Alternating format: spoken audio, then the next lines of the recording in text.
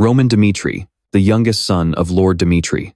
Roman's father started out as a renowned blacksmith in the Kingdom of Cairo. The gear he forged was of the highest quality. And when war broke out, Roman's father became the nation's primary arms supplier, playing a major role in their victory. After the war ended, he was granted the title of Baron for his contributions, and later became the Lord of this land. Lord Dmitry had several sons, and Roman was the biggest failure of them all, foolish, reckless, and even secretly called the fool of the Dmitry family by the servants. Roman had lived 25 miserable years on this earth, before Baek Joong Hyuk transmigrated into his body. Upon waking up in a new body, the first thing Baek Joong Hyuk we should call him Roman now did was order his servant to take him to the oldest person in the land. There, he listened to the old man recount his father's legendary life. Although the servant had no idea why the young master suddenly made such an absurd request, he was still a servant, and a loyal servant must fulfill whatever task his master assigns. After listening to the story for a while, Roman had a general grasp of his current identity. He didn't know why he had been reincarnated. Perhaps it was the will of the heavens, or maybe it was a punishment from the gods because he refused to ascend. But either way, since he was given a second chance at life, he had to live it to the fullest. Just as that thought crossed his mind, Roman heard a loud shout from the market just a few steps away. "You bastard!" A skinny, red-haired young man was being beaten half to death by a burly, bald thug. As he beat him, the thug kept swearing and throwing insults. The bystanders were terrified, and absolutely no one dared to step in and stop it. Seeing the commotion, Roman's servant ran ahead to check it out, but when he saw the sharp fang tattoo on the bald thug's shoulder, he looked hesitant. "What is going on here?" Roman followed behind him to see what the fuss was about. "Young master, someone is causing trouble here. It looks like they're from the Blood Fang gang." With the host's sparse memories, Roman had absolutely no recollection of that name. According to his servant, they were a loan shark syndicate. The Blood Fang gang's territory wasn't just limited to the Dmitry family's fief, they operated in the neighboring areas as well. It seemed the red-haired kid owed them a massive sum of money, which was why he was getting beaten to a pulp. "Let's just pretend we didn't see anything. Nothing good will come of us getting involved," Roman's servant whispered. But when he turned around, his young master was already gone. True to the classic trope, Roman stepped forward and shouted confidently, "Stop right there." To the servant's absolute horror, the Blood Fang thugs immediately recognized Roman as the youngest lord's son the moment he appeared. But they weren't scared at all. They even burst out laughing. "Well, look at this. Just because you're a noble, you think you can stick your nose in our business and tell us what to do? The noble Lord Dmitry can get lost now, because this is our private business." It was obvious that even though Roman was the lord's son, these bastards didn't respect him one bit. The servant quickly urged Roman to head back, warning him that the Blood Fang gang was a ruthless bunch. However, with the blood of a supreme martial artist boiling in his veins, how could Roman simply stand by and ignore such injustice? "Hans," he suddenly spoke up, "I still don't quite understand the laws around here, so explain it to me. Who is the one breaking the law here? And what is the punishment they must face?" Hans was the servant's name. Hearing his master's question, the servant seemed quite flustered. Although Roman had never been very bright, today, after waking up, it was like he had completely lost his memory. Still, since Roman had asked, Hans had no choice but to explain. Since the red-haired youth owed money and couldn't pay it back on time, he was obviously in the wrong. However, the members of the Blood Fang gang were not allowed to take matters into their own hands with such violence.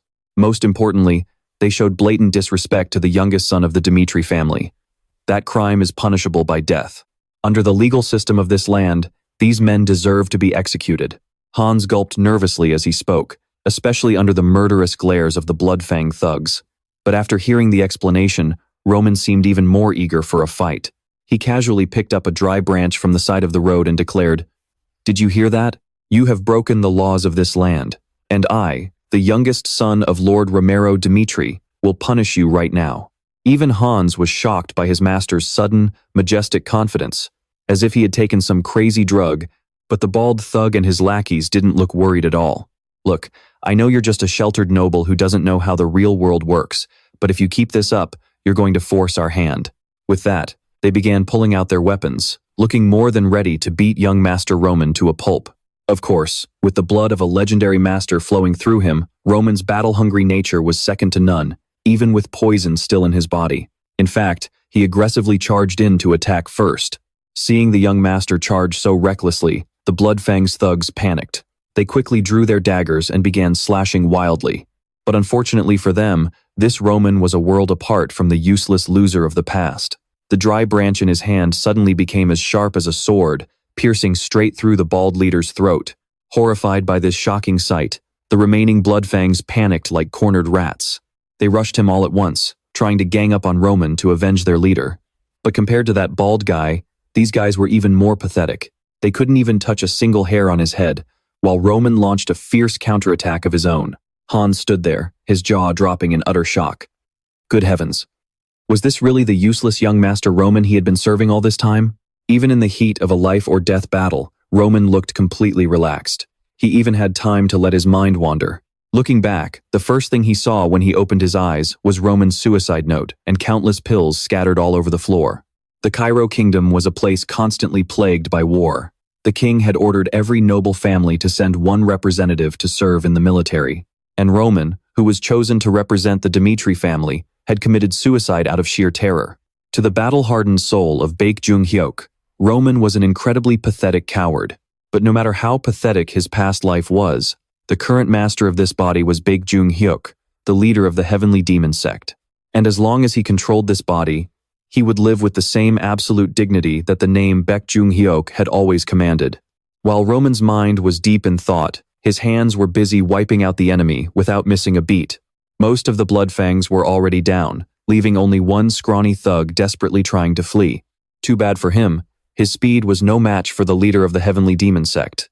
Roman grabbed him by his hair, completely pinning him down. The bastard was terrified out of his mind, screaming desperately for mercy. To keep an organization in line, rules must be strictly enforced. "I won't take your life," Roman said calmly, casually snatching the dagger from the thug's hand. "But you still have to pay the price for your disrespectful mouth." With that, he yanked the thug's head back and plunged the sharp dagger straight into his eye. A blood-curdling scream echoed as the Blood Fang's thug was instantly blinded. His scrawny body shook violently from the agonizing pain, and the onlookers watching this gruesome sight couldn't help but shiver in sheer terror. Roman took a deep breath and clearly enunciated every word.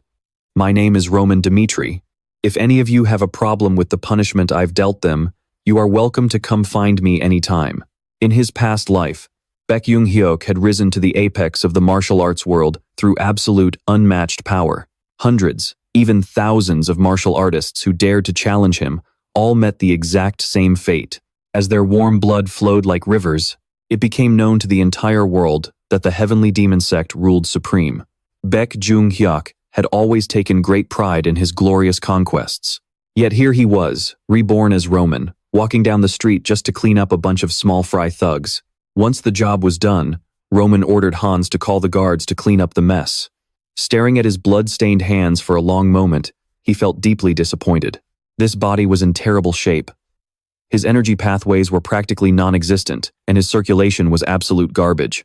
Roman knew he had to quickly gather information about this world and find a way to rebuild his physical body.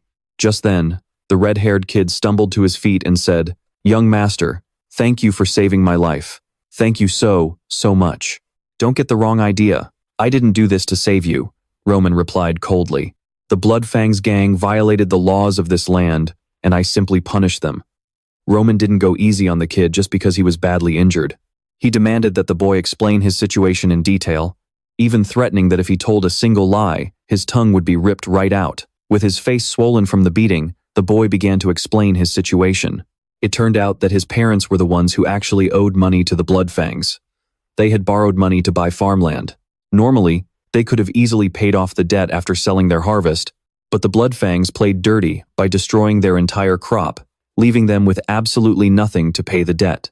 Only later did the boy find out that those bastards did it on purpose because they were targeting his little sister. As he said this, his pain and rage completely boiled over.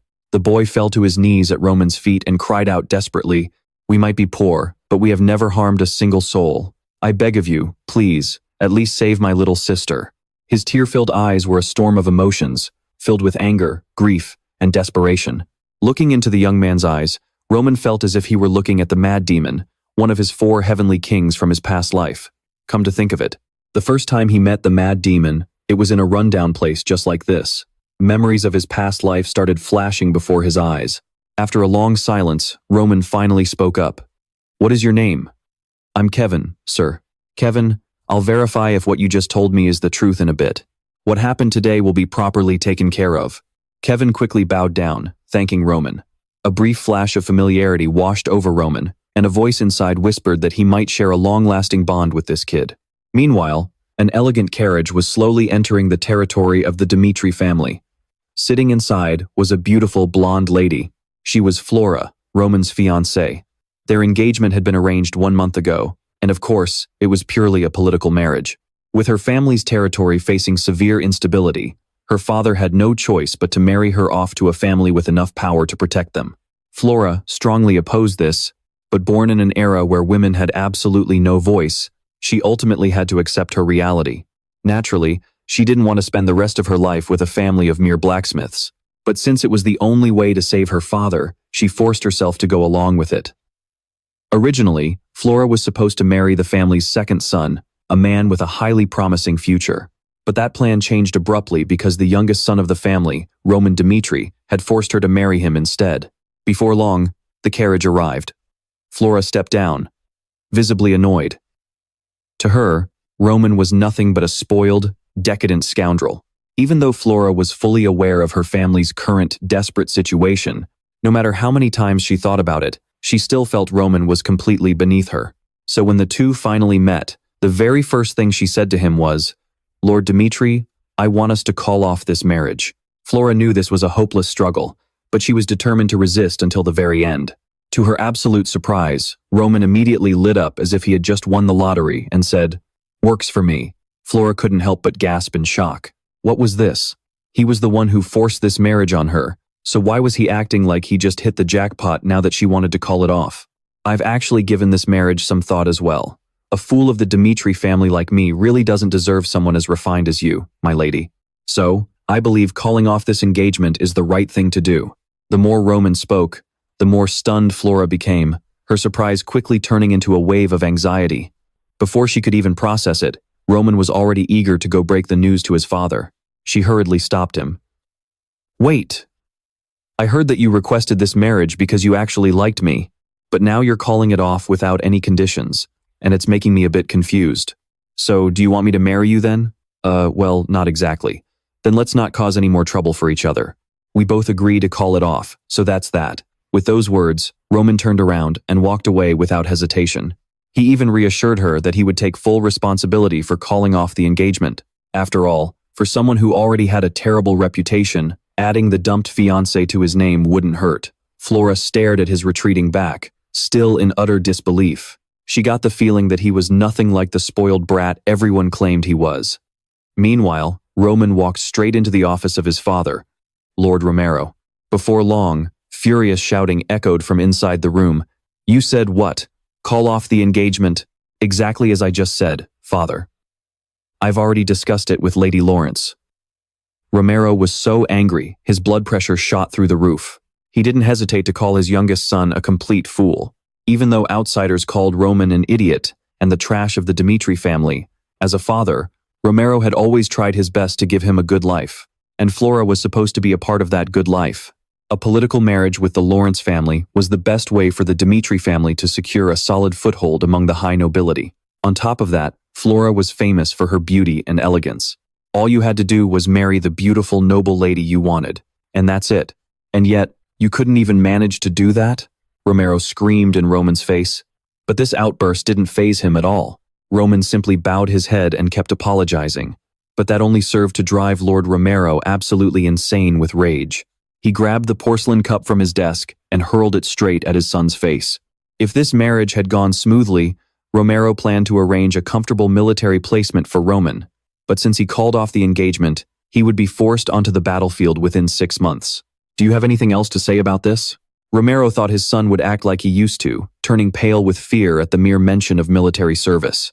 But this time, Roman just bowed his head and calmly replied, "No, father." Romero grew even more infuriated. "And I also heard you picked a fight with the Blood Fang gang. Eyewitnesses claim you punished those bastards, but I don't buy it for a second. Someone must have helped you." Romero said this because even he hesitated to mess with Blood Fang, while Roman was just a useless son who couldn't do a single thing right. He demanded that his son clean up the mess he had made, repeatedly warning him that he wouldn't bail Roman out ever again. Romero sounded extremely fierce, but in reality, he was just trying to scare him. He expected his youngest son to drop to his knees, crying and begging for forgiveness like always.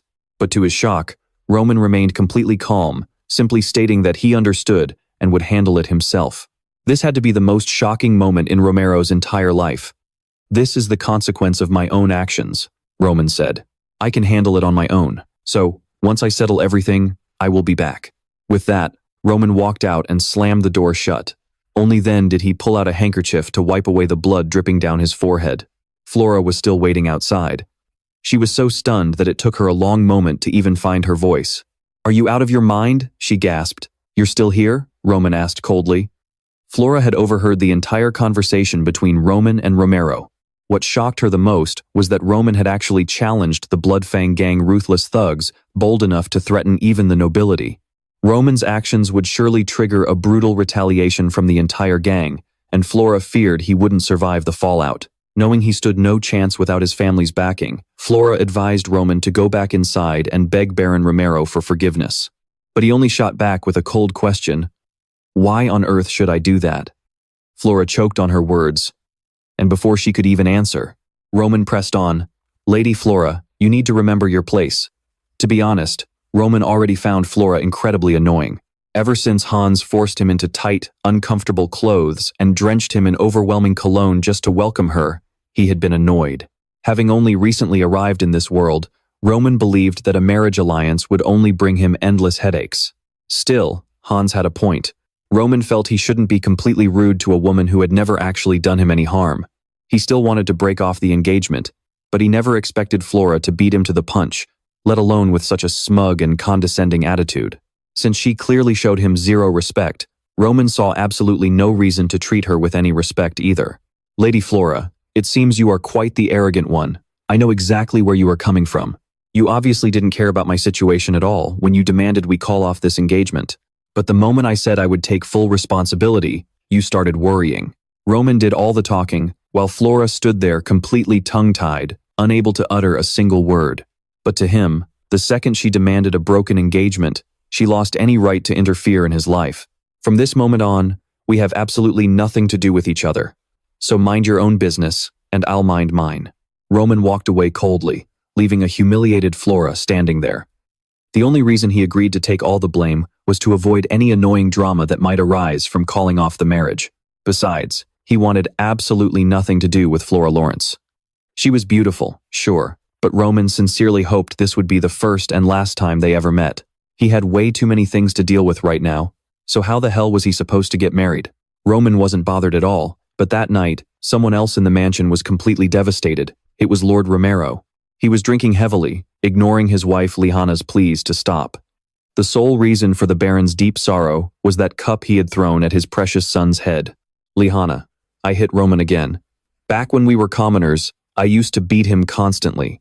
Once we became nobles, I swore to myself that I would never make my children go through that kind of pain again." Thanks to Romero's vow, their other children had grown up in a peaceful and loving home. But Roman was the most rebellious of them all, and the one who gave Romero the biggest headaches. Yet, he was also the only child who had endured those harsh, struggling years by his father's side, which left Romero completely clueless on how to treat him. Lihana believed that while Romero still had a lot to learn as a father, they were the only ones who could guide their children back to the right path. She, too, had suffered countless headaches dealing with her youngest son's reckless and unpredictable behavior. But with a mother's endless patience, Liana still believed Roman could change, and she knew Romero would never truly abandon his own flesh and blood. "Are you talking about the Blood Fang gang?" Liana nodded. She knew her son all too well. Roman Dmitry was a fiercely proud young man. Even if he claimed he could handle the Blood Fang gang on his own, it was likely just empty bluster to save face. As his parents, they couldn't just stand by and watch him fail, so Liana urged her husband to send Captain Jonathan to assist him. Romero agreed with her logic and immediately summoned Jonathan. Little did they know, the overly proud, big-mouthed boy Liana thought she knew was already long gone. When Roman said he could handle it, he meant he could actually handle it. Right now, he was casually strolling down the street, while Hans fretted beside him in sheer desperation. "Young master, The Blood Fang gang could attack us at any moment. Walking around in the open like this is way too dangerous. Please, let's just go back. For the past 2 days, the youngest master had been acting so bizarrely that it was driving his poor servant absolutely crazy. Of course, Hans could nag all he wanted, but it wasn't going to change Roman's mind. Besides, Roman had no intention of going back anyway. Hey Hans, when do you think the Blood Fang gang managed to gain the kind of power they have now? He asked out of nowhere. Hans shook his head. He really had no idea about this, but Roman knew. After returning home, he had taken some time to look into this Blood Fang gang. They first built their reputation on sheer notoriety, mercilessly slaughtering any rivals in their way. That fearsome reputation struck terror into people's hearts, making their extortion and bullying tactics even more effective. So, what was the real root of the problem? The Blood Fang gang wasn't actually that hard to deal with. They were only dangerous because they could make people tremble at the mere sight of their blades. That was why Roman wanted to go out today. He wanted to see for himself just how much Blood Fang's terrifying reputation was affecting the common folk in his family's territory. After walking around for a while, the two of them stopped at a restaurant called Atelier. After ordering a massive spread of food, Roman told Hans to stay behind and enjoy the meal. He wanted to head out alone to investigate further, knowing things could get dangerous for the old man. But Hans, who had been completely drooling over the feast just 10 seconds ago, immediately stood up with a look of determination. I can't do that, young master. Even if my life is on the line, I'll never let you go out there and face them all by yourself. Roman found it both amusing and quite touching. It seemed Hans really was a fiercely loyal servant. Otherwise, there was no way he would have stuck by the side of the original, foolish Roman for so long, right up until his death. But in reality, Hans wouldn't be of any help right now. In fact, he would only get in the way if the Blood Fang gang decided to ambush Roman. Don't go throwing your life away for nothing. You coming out this far with me is already more than enough. Just stay here, I'll be back in a bit. Roman left the restaurant, leaving Hans standing there completely dazed for a long moment. The old man never expected a day would come when his young master would say such caring words to him, let alone treat him to a massive feast while he waited. It was like he had suddenly matured. But then, a sudden realization hit Hans. Losing all appetite, he rushed straight out of the restaurant. Roman wandered the streets alone, lost in thought. Over the past few days, he had learned something important about the Blood Fang gang. Their individual strength wasn't anything spectacular. However, because they always operated in packs, hunting them all down was incredibly difficult. After what happened with Kevin, they were definitely lying low for now. They were terrified of the consequences of failing to eliminate Roman. Since he couldn't hunt them down, he had to make them come to him. That was exactly why Roman dragged Hans out onto the streets today, only to leave him behind at the restaurant to eat alone. By now, the Blood Fang scouts must have already pinpointed his location. On top of that, today was the scheduled training day for the Dmitry Guard, meaning the number of patrol officers on the streets was drastically reduced. This meant that if the Blood Fang gang wanted revenge on Roman, today was their absolute best shot. His calculations were spot on. Sure enough, after a bit of wandering, the Blood Fangs finally showed up. This time, they came in much larger numbers, and of course, every single one of them was heavily armed. Meanwhile, Hans was frantically running back to the Dmitry castle to find the guard captain, Jonathan. Even though he had seen his young master single-handedly wipe the floor with the Blood Fangs at the market a few days ago, Hans still worried that wandering the streets like this would lead to trouble. Captain, you have to find young Master Roman right away, Hans panted, completely out of breath. The young master is in serious danger. While Hans's worry was genuine, it was still highly debatable who was actually the one in danger here. In a deserted alleyway, Roman was warming up by absolutely obliterating the assassins sent to kill him. He started off barehanded, but once he snatched a dagger from his attacker, he was completely unstoppable. Drawing on the combat experience and sheer resolve from his past life, Roman swiftly took a life without batting an eye. This threw the remaining assassins into absolute panic. What the hell is going on? Is this really the Dmitry idiot we were told about? Roman let out a chilling laugh. What are you guys just standing there for? Come at me all at once. Meanwhile, Hans was frantically explaining how the young master had gone off to fight the Blood Fang gang without a single bodyguard. But when Jonathan and the guards heard this, they could only laugh, finding the whole story completely ridiculous. To them, young Master Roman had always been the weakest person alive. How could he possibly be picking fights? It's the absolute truth. Why would I lie to you about something like this? Hans screamed. His dead serious look actually made Captain Jonathan hesitate. Coincidentally, not too long ago, Lord Dmitry had also approached him regarding this very matter. If only one person had said it, Jonathan might have brushed it off. But with two people bringing up the exact same issue, he couldn't ignore it. He found it incredibly annoying that the young master kept wandering off to cause trouble, especially when he didn't even know how to swing a sword. Despite his reluctance, Jonathan ultimately had no choice but to order his men to gear up. We are armed and ready to rescue the young master. Don't worry, Hans. As long as we are here, they won't be able to lay a single finger on him. Jonathan assured Hans with absolute confidence, though deep down, he was secretly annoyed. All because of the mess Roman had dragged them into. But right at that very moment, Roman was busy slitting the throat of a Blood Fang bandit. After a brief second of pure shock, the other two lunged at him, eager to rip him apart. But their raw aggression was absolutely no match for the skills of a master who had spent his entire life in the brutal world of martial arts.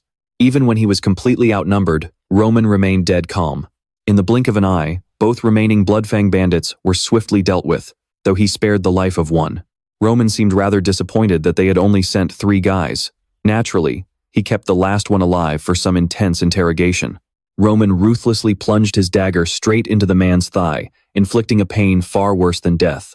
With his prey driven to absolute panic, Roman began the interrogation. Now, let's start with this. Who was your leader? Given his experience from his past life, forcing a living, breathing man to spit out the truth was child's play for Roman. Once he was done grilling the bastard, he headed over to a local tavern all by himself.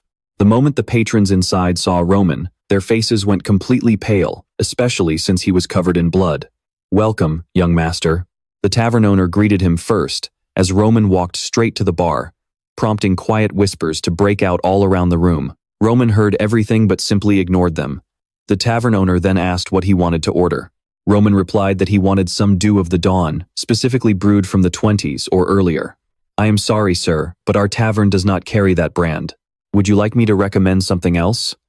"Sure. Just bring me something strong. I have got things to do in the morning, so I need to get a little drunk first."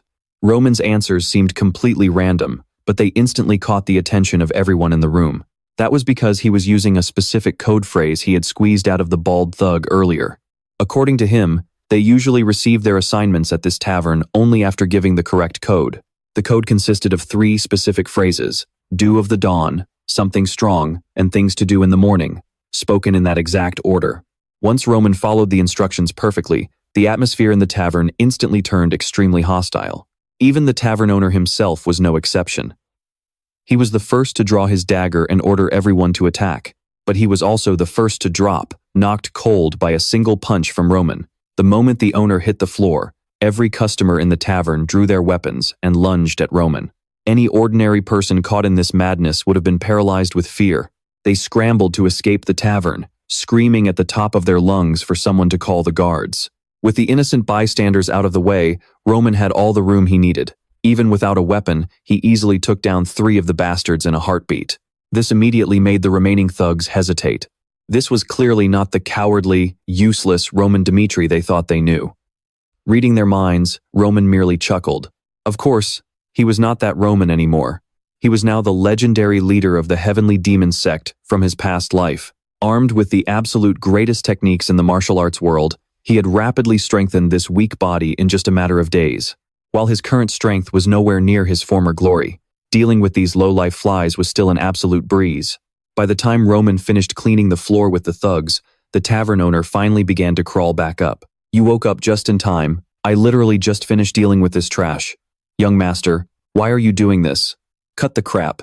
You were the one who attacked me first. Besides, now it is just you and me. There are a few things I am really curious about, so let's have a little chat, shall we?" The tavern owner felt that the man standing before him was not the young master of the Dmitry family anymore, but a literal demon. He completely lost control of his body, trembling uncontrollably from sheer terror. Before long, Jonathan led the guards as they burst into the tavern, but the chaotic scene of bodies scattered across the floor made it hard for him to stay calm. What on earth is going on here? Could the young master really have done all of this? While Jonathan walked around to assess the situation, his subordinate finished searching the second floor. Only one barely breathing survivor was left up there, and he claimed that Roman had already headed for the Lawrence territory. What? Why would the young master go to Lawrence? Jonathan was completely bewildered. Did not Roman just call off his engagement to Lady Flora from that family? Well, he said the Blood Fang's main hideout is located in Lawrence. Rewinding to an hour earlier, Roman was using brutal force to squeeze the truth out of the tavern owner. At first, even after Roman severed 2 of his fingers, the man remained stubbornly silent, refusing to say a word. But this did not make Roman angry at all. In fact, it actually made him quite pleased. Because those who refuse to speak, no matter how much torture they endure, or even when facing death, are always the ones guarding the most valuable secrets. You are just wasting your time. Just kill me already. Oh, is that so? Then let's run a little test, shall we? Let's see if you can really keep your mouth shut, no matter what I do to you. Physical force wasn't going to break this bastard, but family certainly would. Roman had already noticed the photo sitting on the desk. Judging by the age of the boy standing next to him in the picture, it was clearly his son. Roman decided to use the kid as leverage. And sure enough, it worked. The guy was so furious that his hair stood on end, even though he was completely bald. You bastard, a noble like you is actually using my family to threaten me? The bald guy roared in pure rage. Roman didn't say a word. Instead, he picked up the photo and stepped closer. Lately, I've learned some very interesting things about the Blood Fang gang. Care to listen? Honestly, Roman had dug up quite a lot of intel over the past few days. He knew these gang members would happily throw away their lives just for revenge, but they all shared one thing in common. They weren't actually bad people to begin with, but because they were buried in massive debt to the Blood Fang gang, they were forced into slavery. That wretched syndicate backed people into a corner, using their families as hostages to keep them in line. That's exactly why they had so many members willing to throw their lives away for the gang. As Roman kept talking, the bald guy's face grew paler and paler. He thought that even if Roman knew the truth, there was absolutely nothing he could do to change it, because the Blood Fang gang would hunt him to the ends of the earth for revenge. Hey, think about it carefully. Shouldn't you make sure you're betting on the right side? Roman suddenly chuckled, then slammed the picture frame down right at the guy's feet. The frame shattered into pieces. When I said I would kill your son, I wasn't joking. I swear it on the name of Roman Dmitry.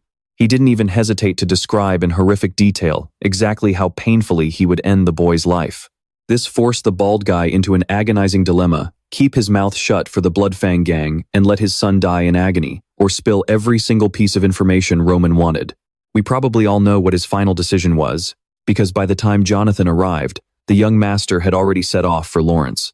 Meanwhile, chaos was erupting at the Blood Fang gang's headquarters after they received word that their entire Dmitry branch had been wiped out. What made it incredibly humiliating was that they were defeated by a young master famous for being utterly incompetent, someone who didn't even have the qualifications to join the Royal Swordsmanship Academy. "Where is Roman?" the leader demanded. "He just left the territory, sir. I think he might have gotten some information from the tavern. Is he by himself?" "Yes, sir." The leader found it absolutely laughable that Roman dared to come here alone. To him, it meant Roman was completely underestimating their strength. He immediately ordered all remaining gang members to assemble and prepare for battle. "We need to take Roman's life before the Dmitry guards get here," he growled, unable to stop snarling. "Roman Dmitry, you dare mess with the Blood Fangs? Today, I'm going to take your life and hang your corpse right in the middle of the central square to restore our gang's glory." While Roman was busy dealing with these thugs, his almost father-in-law, Lord Lawrence, was facing a major headache of his own. He had heard that the Barco family recently borrowed a massive sum of money from the Golden Bank, and the only logical explanation was that they were preparing for war. On top of that, the royal family seemed to be backing the Barcos, which was why they were allowed to run wild like this. And if war actually broke out, Lawrence was bound to lose. Truth be told, the Lawrence family had lived on and successfully ruled this fertile land for generations. Even though there were documents proving their ancestors had mortgaged this land to the Barco family, the Lawrence elders had never accepted it. But trying to clear that up now was completely useless, especially since the Barcos were already geared up to fight. The only thing Lord Lawrence could do now was resolve never to hand his land over to anyone. If the Barco family refused to compromise, then the Lawrences would just have to fight back with everything they had. And that was exactly why he had arranged a political marriage with the Dmitry family. At the mere mention of that name, the nobles' faces lit up with joy. They had completely forgotten about such a crucial ally. Even though the Dmitrys originally came from humble blacksmiths, there was no denying that they were now one of the wealthiest families in the Northeast. No matter how much the Barcos borrowed, they could never match the sheer wealth of the Dmitry family. With the Dmitry family backing them, Lawrence's position would be incredibly secure. And that was why the Lord had to send his only daughter to Roman, the man known as the fool of the Dmitry family.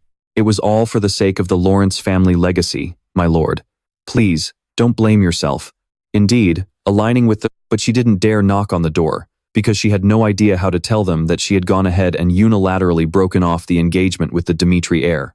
Her mind was in absolute chaos right now. Half of her felt incredibly guilty for disobeying her father, while the other half felt she had made the right choice for her own happiness.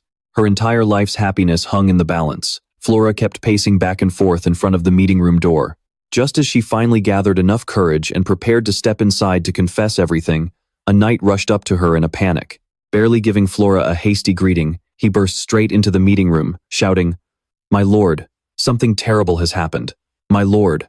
The urgent news he was carrying was that Jonathan had led his troops right up to the gates of Castle Lawrence. However, the Lawrence knights flatly refused to open the gates unless Jonathan and his men laid down all their weapons. Meanwhile, Jonathan was anxious and burning with worry, terrified that something might have happened to Lord Romero's precious son. "If anything happens to young Master Roman, I will never forgive you. What an annoying bastard. How could we possibly let you lot barge into our city fully armed?" As the two captains, one atop the wall and one below, were in the middle of a heated argument, another soldier came running up in a frenzy to deliver a report. The Lawrence town square was currently in absolute chaos, because Roman, covered head to toe in blood, was dragging the leader of the Blood Fang gang by the collar right through the middle of the plaza. Ignoring his victim's desperate pleas for mercy, Roman kept dragging him. Just a moment ago, the Blood Fang leader had thought this job would be a walk in the park. He had assumed his opponent was just a brainless noble who was all brawn and no brains, and more importantly, he was coming alone. Meanwhile, his own side had the numbers, and everyone was fully armed to the teeth. On top of that, his men were ruthless thugs, more than willing to lay down their lives for the syndicate. The leader figured that even a fool could see they were guaranteed to win, but that was wishful thinking, and things did not go down that way. Roman stormed the Blood Fang hideout completely alone, quickly obliterating every single one of his lackeys. Right before the old leader's eyes, the slaughter left him so traumatized that he could not even stand up. As Roman slowly approached with a terrifying, menacing look, only one thought ran through the man's mind. "I am fucking dead." He knew his time was up, but he was so paralyzed with fear that he could not move an inch. Even though he had no desire to kick the bucket, his body refused to listen to him. The man standing before him was a true monster. The outcome was obvious for all to see. He was beaten to a pulp by Roman, barely breathing, and dragged straight to the town square. Roman dragged him to the most crowded spot in the plaza and tossed him to the ground. The once proud leader of the Blood Fangs was now groveling pitifully on the ground, begging for his life. He blabbered that if Roman spared him, he would do absolutely anything, even become a loyal dog to serve him for the rest of his days. "You'll be my dog?" Roman sneered in response. "You should have said that before you bared your fangs." With that, he brutally kicked the man again, slamming his forehead onto the freezing cold ground. Roman then loudly announced to the crowd the true identity of this piece of trash. The citizens were well aware of the Blood Fang gang's cruelty, so hearing Roman expose the leader's crimes left them both shocked and furious. The crimes of the Blood Fangs are undeniable. Therefore, before everyone here today, I will rip out the very seeds of evil within them. As he finished speaking, Roman raised his foot. The squeamish onlookers could not even bear to watch. Jonathan managed to gallop to the scene, but all he was left to witness was the bloody, mangled corpse of the gang leader. The soldiers immediately rushed to report this to Lord Lawrence. They had originally opened the gates for Roman because he was Lady Flora's fiancé. But what no one expected was that about 1 hour later, he would drag a blood-soaked man right into the middle of the plaza. After revealing his identity as Ben Miles, the leader of the Blood Fangs, Roman executed him right in front of the crowd. The elders who were holding a meeting with the Lord at that moment immediately erupted into whispers. Their reaction, like everyone else's, was utter disbelief. How could a loser like Roman Dmitry single-handedly capture the leader of the Blood Fangs and execute him? And most importantly, Roman had publicly executed someone on Lawrence territory without the Lord's permission. This was a blatant act of defiance, and the family elders were not about to let it slide. But Lord Lawrence saw things differently. The only thing on his mind was how his soon-to-be son-in-law had taken down the entire Blood Fang gang all by himself. This sparked the Lord's curiosity. and he wanted to see Roman right away. Shortly after, Roman was summoned to the meeting room. He looked incredibly imposing, flanked by Jonathan as his escort. The moment Lord Lawrence saw Jonathan, he found his answer. He figured Roman had only wiped out the Blood Fangs thanks to the backup of the Dmitry guard. "Greetings, Baron Lawrence. I am Roman Dmitry." Roman stood tall and straight, greeting a man of higher status without bowing his head. Lord Lawrence didn't care much for such formalities anyway. Instead, he wanted to hear what just happened straight from Roman's mouth, why on earth he had come all the way to Lawrence territory to commit such a violent act. "A few days ago, the Blood Fang gang assaulted an innocent citizen on my territory, and I executed them on the spot." Roman began recounting the story from the moment he met Kevin. The study door was shut tight. Flora, who was currently loitering outside, was also incredibly curious. She called a guard over and asked why Roman was there and why he had gone into her father's study. "You don't know yet, my lady?" The guard let out a long sigh and began to tell her about what happened on the streets. Meanwhile, inside the study, Roman finished telling his side of how he had hunted down the Blood Fangs. And the more he spoke, the darker Lord Lawrence's face became. "What I want to know is, who gave you the right to do that? You have absolutely no authority to execute anyone in Lawrence territory." "I know," Roman shot back mockingly, "but whether Lord Lawrence could actually deal with the Blood Fangs once and for all was something I highly doubted. Ben Miles, the leader of the gang, isn't some mysterious stranger. He's notorious in Lawrence for countless heinous crimes. He's even been thrown in jail countless times, yet he always gets bailed right out." That was the information Roman had gathered from the tavern keeper, which was why he decided to come here and settle things with his own hands, because he simply didn't trust the Lawrence family. As soon as Roman said those words, Jonathan turned pale with fright. "Let me ask you one question, Baron. Did I really do anything wrong?"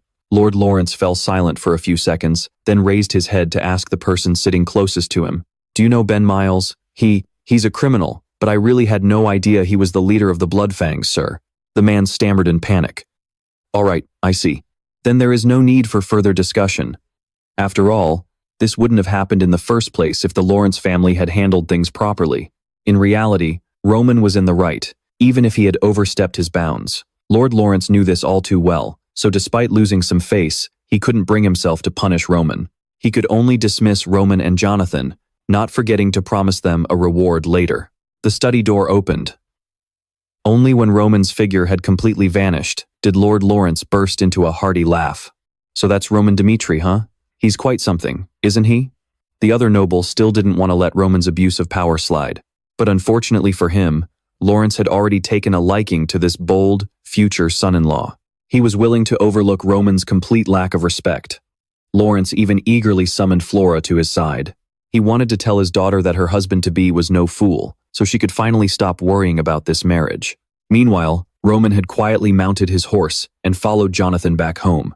Along the way, Captain Jonathan couldn't help but ask, "Young master, did you really have to mock Baron Lawrence like that? We're lucky to walk out of there in one piece. But what if he had flown into a rage?"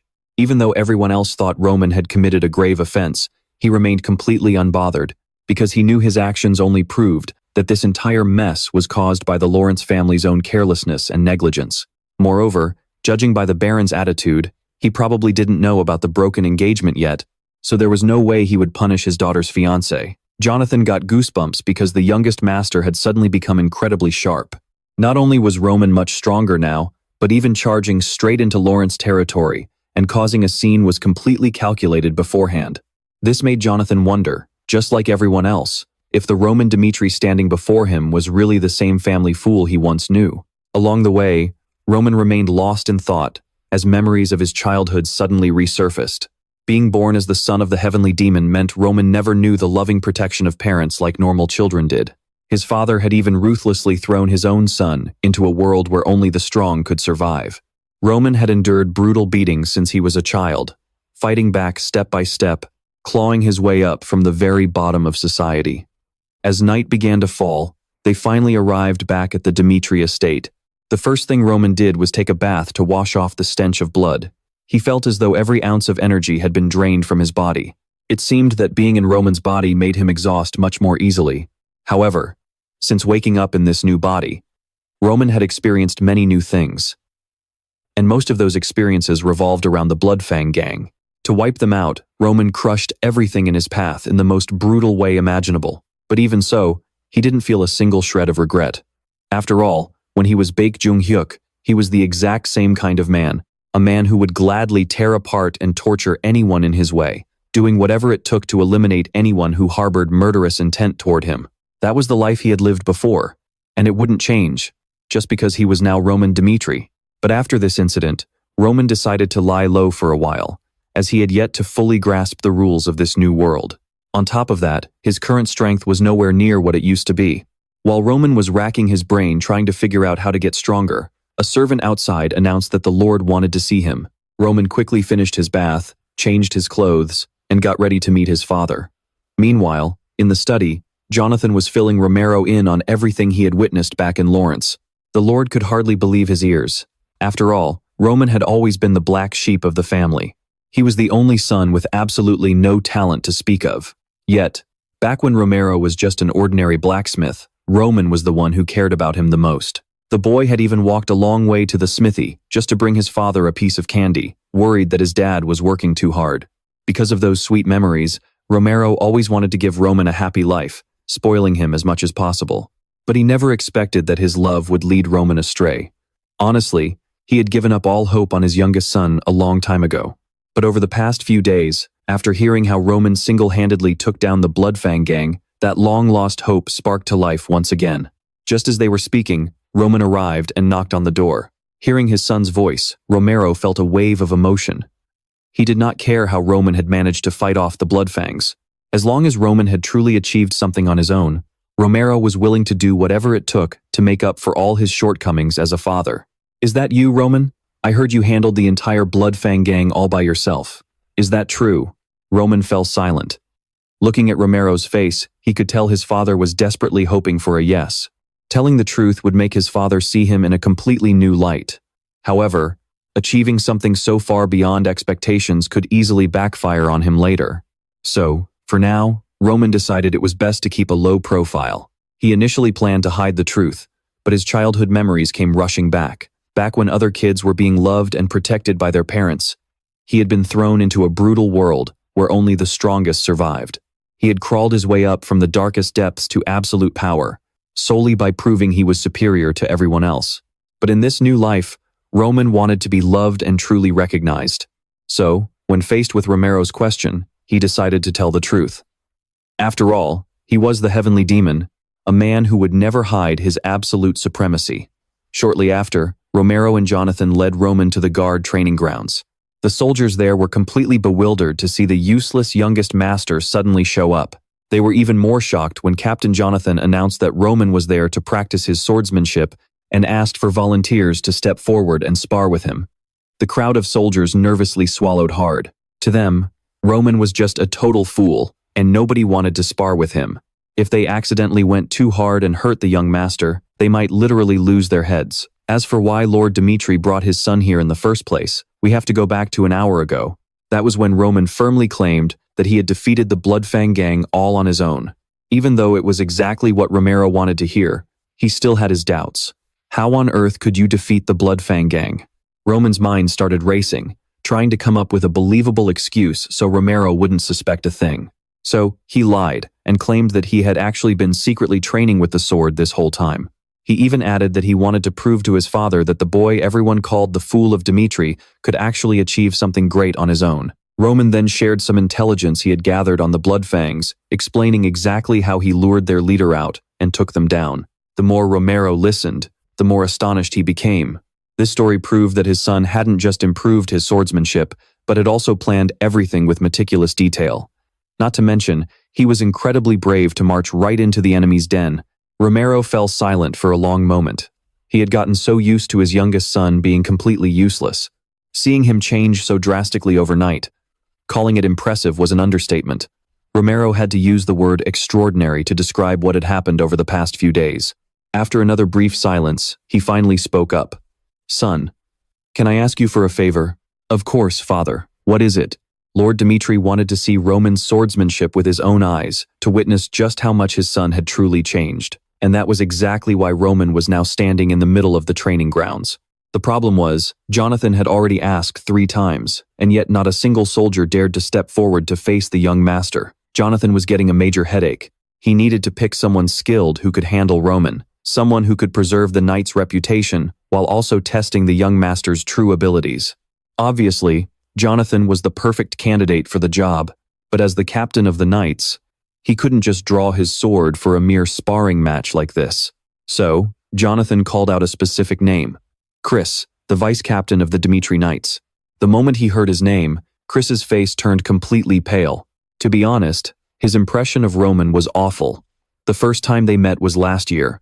He had gone out to handle a drunk guy causing a scene and ruining business at a local restaurant, and normally it would be no big deal, except that the slurring drunk throwing trash everywhere was none other than Roman.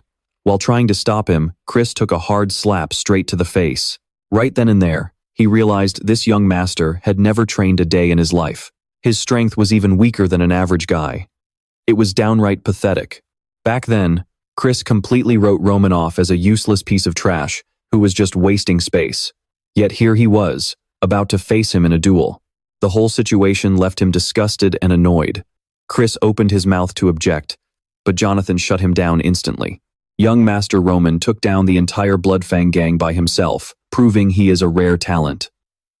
To keep things fair, you are the perfect match for him. Chris knew exactly how stubborn his captain was.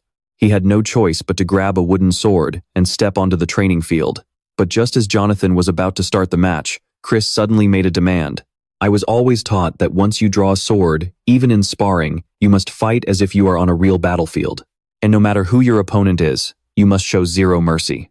If you agree to these terms, it would be my honor to spar with young Master Roman. Chris spoke with pure arrogance, fully believing Roman could never have wiped out the Blood Fangs on his own. Since he was being forced to spar, Chris wanted to use this chance to teach Roman a lesson he would never forget. Captain Jonathan looked back and forth between the Lord and the young master, waiting to see how Roman would react. But Roman did not look nervous at all. In fact, he smirked, sending a wave of fury straight through Chris. Jonathan took that smirk as Roman, accepting the challenge, and signaled for both of them to take their stances. Chris could not comprehend how a weakling like Roman found the guts to stand against him. But seeing Roman so incredibly confident, it was actually Chris who was starting to sweat. The moment the signal to start was given, Chris launched himself forward with explosive speed. His sheer speed caught the watching knights off guard, as they had never seen Chris go all out like this before. But on the other side, Roman's gaze suddenly became dangerously sharp. To Captain Jonathan's absolute shock, Roman deflected the very first strike. The sheer force of the parry sent Chris stumbling back several steps. Total confusion washed over Chris's face. The impact of that block and the perfect defensive stance Roman held were incredibly solid and powerful. Was this really the same pathetic, weak young master he used to know? Chris gritted his teeth, quickly trying to regain his composure. He had no idea how Roman managed to block his attack, but right now, the only thing that would satisfy him was beating this guy to a pulp. With that thought, Chris lunged forward again. This time, instead of blocking, Roman smoothly slipped to the right. Chris's reflexes were impressive, and he immediately redirected his strike, but in his rush, he started getting sloppy. Roman, on the other hand, remained completely unfazed. Just when Chris thought he had spotted an opening, Roman effortlessly dodged him again. Missing the strike left Chris wide open. Roman launched a fierce counterattack. Whether it was on purpose or not, the tip of his wooden sword stopped just inches from Chris's face. Terrified, Chris scrambled backward, gasping for air. That was way too close. If Roman had followed through even a fraction of an inch more, Chris would have been knocked out. The spectators gasped in absolute disbelief, but Roman, the center of all the attention, remained completely cool and collected. Chris gritted his teeth. The man standing before him was nothing like the Roman from his memories. From defense to footwork and counters, Roman was flawless. If things kept going like this, Chris realized with dread that he was going to lose. The thought made him curse himself. What the hell are you thinking, Chris? Your opponent is the useless idiot of the Dmitry family. Because his opponent was Roman, there was no way in hell he could allow himself to lose in front of a crowd like this. Before Chris could even gather his thoughts to restart the fight, Roman spoke up. I guess that's enough of a warm-up. Those words felt like a hard slap straight to Chris's face. He had been struggling just to survive, and to Roman, it was just a warm-up? Before Chris could even process the insult, Roman's sword was already flashing right before his eyes. His speed was terrifying. Chris instinctively brought up his sword to block, but he was barely holding on. Roman had no intention of giving him a moment to breathe. He unleashed a relentless, rapid-fire barrage of strikes. The mind-blowing display left the other knights utterly speechless, while Chris grew more desperate by the second. He could do nothing but grit his teeth and pour every ounce of his strength into defending against the young master's onslaught, while desperately scanning for any opening to strike back. Right at that moment, he spotted a glaring opening in Roman's chest defense. Seizing the opportunity, Chris took a step back to gain momentum and lunged forward. But to his shock, his sword missed completely, only to see a smug smirk spread across Roman's face. In that instant, Chris realized something. Roman had intentionally left that opening just to bait him into attacking. Overwhelmed by the terrifying fear of losing, Chris completely lost his mind. Suddenly, the sword in his hand flared with a blinding blue light, prompting even Jonathan to scream in pure panic. "Chris, stop!" With a massive boom, an unprecedented shockwave ripped through the training ground, kicking up a thick cloud of dust. Lord Romero panicked instantly, his eyes frantically searching for his precious son. But as the dust settled, Roman stood there, completely unscathed. What was more, he had easily blocked his opponent's one-star aura attack. The battle was over. Utterly exhausted, Chris collapsed backward under Roman's triumphant gaze. To be fair, Chris was no pushover. When he was appointed as the vice-captain of the Knights, his incredibly young age had left the entire order in absolute shock. Chris was also a star pupil, personally trained by Jonathan. After only 2 years of sword training, he could already channel mana, taking just 3.5 years to become an Aura Knight. Rumors constantly swirled that his swordsmanship was second to none, and those rumors were not an exaggeration. Even Jonathan was incredibly proud of his disciple. Chris possessed both raw talent and a relentless drive to improve. Jonathan was convinced that the young man would go incredibly far in the future.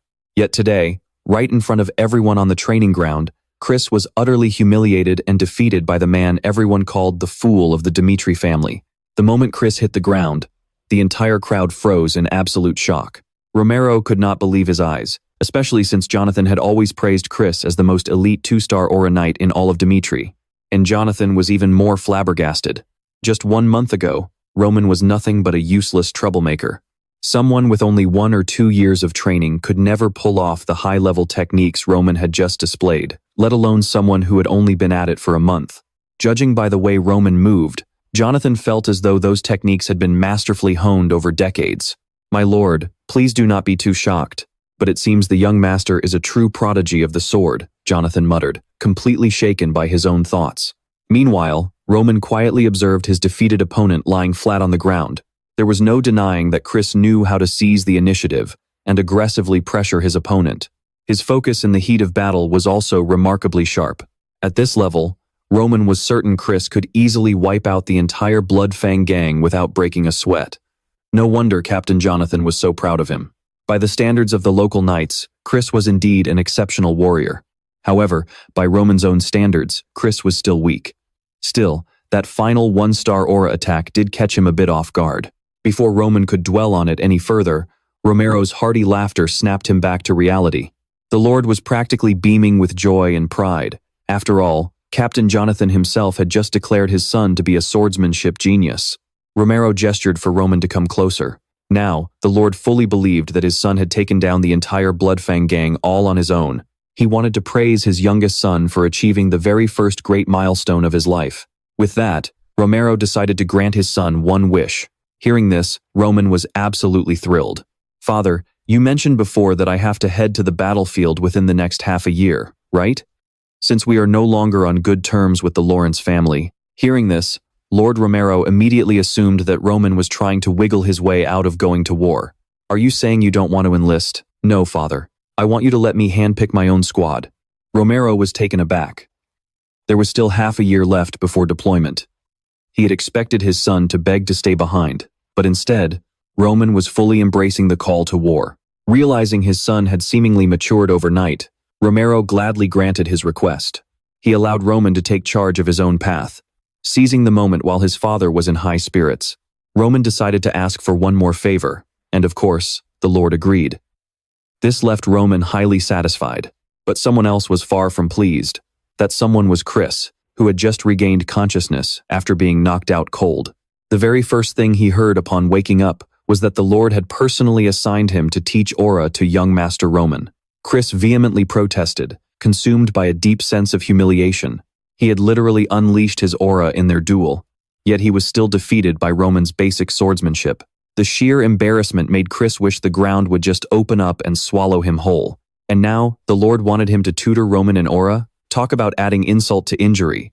At first, Chris refused to budge, but Jonathan stepped in to reason with him. He wanted Chris to go through with the lessons. Jonathan wanted Chris to closely observe Roman and figure out what made him so different.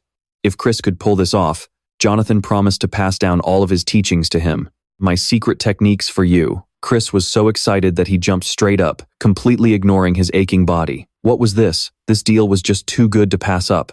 If he closed the deal, his master would hand over the secrets to becoming a 3-star aura knight. Although he couldn't stand Roman at all, the offer was just too good to refuse, so Chris finally agreed. That night, Roman returned to his room to enjoy his luxurious lifestyle. Hans was completely shocked that the useless young master he served had actually defeated the finest 3-star aura knight in the region. Ever since he defeated Chris, Roman kept hearing everyone talk about aura, but he had no idea what it actually was. 5. He decided to ask Hans about it, but even Hans wasn't entirely sure. He just said, "Isn't that the power used to control mana, young master?" Roman fell silent. It looked like that energy was called mana in this world. He was absolutely certain that the energy Chris unleashed in his final move earlier was a form of bursting power. However, the way people in this world utilized their energy was completely different from his past life. And as for what they called aura, Roman felt like it was actually quite inefficient. He couldn't understand why they would use their energy like that, but from that moment on, a new ambition sparked inside him. He wanted to teach the people of this world how to truly harness the latent power sleeping within their bodies. So the next morning, Chris came to meet Roman, sporting fresh bruises on his face and looking incredibly reluctant. Before they started training, he gave Roman a brief explanation of what aura actually was. To put it simply, aura is just the way knights manifest and utilize their mana. While mages channel mana by storing it in external vessels, knights store mana throughout their entire bodies. The one who first created this concept of aura was Emperor Alexander. Unlike mages who stored mana in external objects and elements, he was the first to realize that storing mana inside the human body could drastically enhance its physical capabilities. And aura is simply the act of unleashing that stored mana outward. Mana naturally flows throughout the body, and a person can drastically boost their strength just by concentrating and releasing that flow. However, Chris pointed out that learning about the history of mana didn't really matter all that much, because only a chosen few can actually use mana this way. Out of 1,000 people, only one has what it takes to become an aura knight, and it takes tens of thousands of people to find just one who can walk the path of a mage. That is why testing whether you have the talent for it is the most crucial step. The absolute bare minimum requirement to become an aura knight is the ability to sense mana. Chris also warned Roman beforehand that this is where almost everyone ends up failing. Even he, a praised prodigy of the sword, took 6 whole months just to feel mana. For an ordinary person, that process usually takes over a year. The more Chris talked, the more Roman felt like the guy was just bragging about being a genius, which made him lose his patience. "Let us start sensing mana then. Can you explain how you did it back then?" "Of course," Chris replied with resentment in his eyes. He felt like Roman was acting all proud and arrogant just because he won a single fight. But everyone knows that talent in swordsmanship and talent in controlling mana are two completely different things. Chris was eagerly waiting to watch Roman humiliate himself when he failed to control mana. But what Chris did not expect was that Roman already knew how to do it. After all, he was not the original Roman Dmitry, but the legendary Baek Joong Hyuk. In his past life, Roman was already a martial arts master, which was why he had already managed to store a small amount of mana. However, if he only relied on what he already had, he would eventually hit a wall and stagnate. Roman wanted to grasp the methods of this world first. So, for the time being, he quietly followed Chris's instructions. Roman focused his mind entirely, doing exactly as Chris instructed. Suddenly, his entire body began to emit a blinding, golden glow. Once the light became too intense to ignore, Chris opened his eyes in disbelief and was completely shell-shocked. Roman's aura was so blindingly bright that it could practically make someone go blind. Roman slowly opened his eyes. Everything was just as he thought.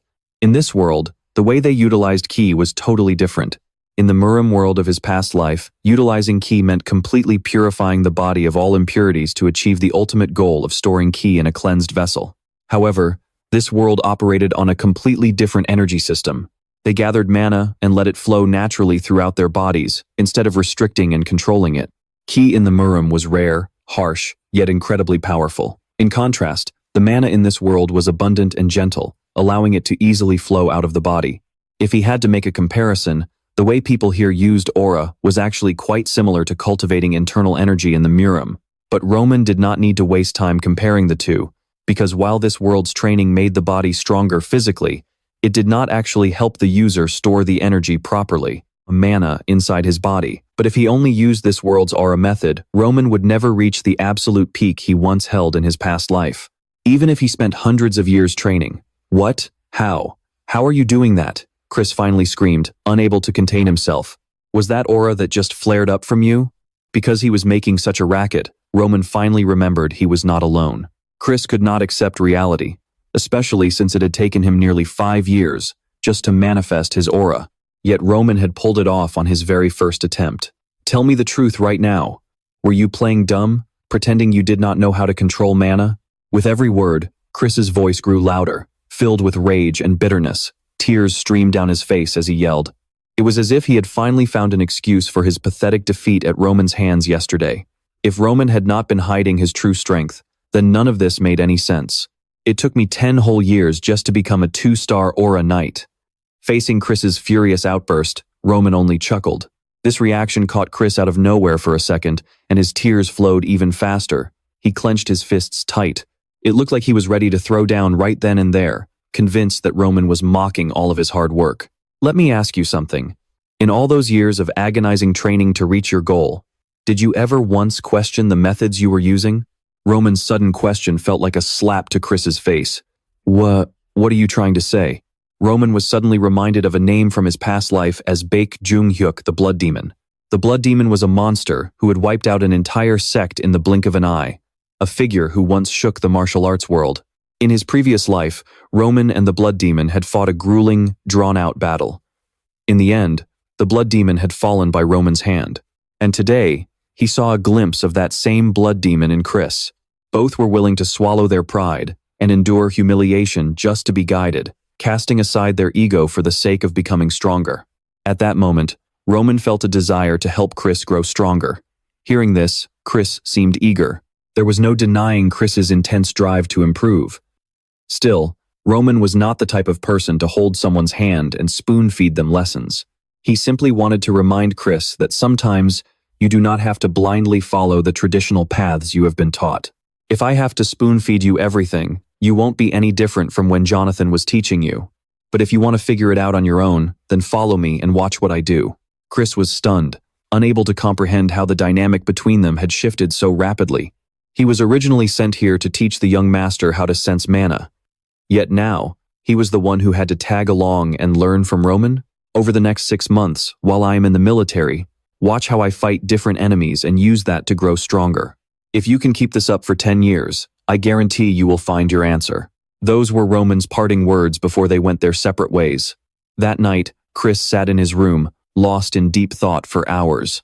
He recalled the very first time he met Jonathan, and every single moment he had spent training under his master. Suddenly, Roman's words began to make sense. After staying up all night, he finally came to a decision. Early the next morning, Chris went to see Jonathan to express his wishes. He wanted to go to the battlefield with Roman to become stronger. Jonathan did not press him for a reason. Just by looking at Chris, he could tell the young man's mind was completely made up. So Jonathan agreed, though he did not forget to offer a few words of advice. From now on, you are no longer part of the Dmitry Knights. Even so, I hope that out there, you will still dedicate yourself to protecting the young master. Yes, sir. Thank you, Chris replied firmly. There was a look of absolute determination in his eyes, which brought a sudden sense of relief to Jonathan. It seemed Chris was no longer the little boy who cried his heart out over his mother's death on the battlefield all those years ago. Having been by Chris's side for so long, Jonathan wanted to make sure his student would not lack anything. So, he decided to take him to choose a secret weapon of his own before they set out for war. While Roman and Chris were preparing their gear for the military, Out on the streets, Roman's reputation was starting to echo through every alleyway.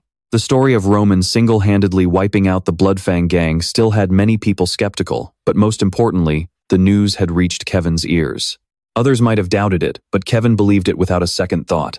After all, he had personally witnessed Roman take out a whole group of Blood Fangs with nothing but a dry tree branch. Because of that, he had absolutely no doubt that the young master could wipe out the entire Blood Fang gang on his own. At the thought of this, tears suddenly streamed down Kevin's face. Did he really do all that just to keep his promise to me? No, there was no way a noble would do that for someone like him. Yet, he really had wiped those thugs out. Kevin muttered to himself, quickly wiping away his tears. Kevin, what are you doing? If you want to head home early, stay focused on your work. A loud shout snapped Kevin back to reality. Today, he was out working as a laborer again, to make some extra money. But after hearing the stories about Roman, Kevin couldn't focus on that job anymore. It was as if he had suddenly found his life's true purpose. He wanted to become a man, just like Roman. A man with enough power to protect those around him when it mattered most. After all, the Blood Fang Guild wasn't the only danger lurking out there. Kevin wanted to grow stronger to protect his family. But as for how to actually do that, he had absolutely no idea. Kevin kept his head down and walked, secretly wishing he would get the chance to meet young Master Roman just one more time. And as it turned out, fate really does smile on the well-intentioned. After taking just a few more steps, he heard someone call his name.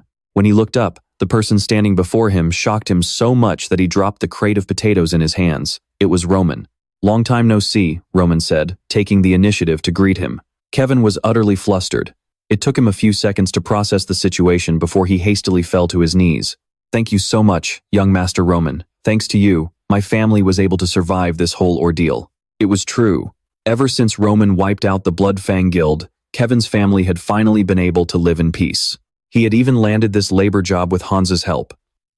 It only made Kevin feel even more deeply grateful to Roman. Of course, Roman hadn't come today just to make small talk. He wanted to make a pact with Kevin. If he agreed to Roman's terms, he would never have to worry about his family's struggles again. He would have a home, food, and a comfortable life, rather than breaking his back with this brutal labor. But the catch was that Kevin had to follow and serve Roman.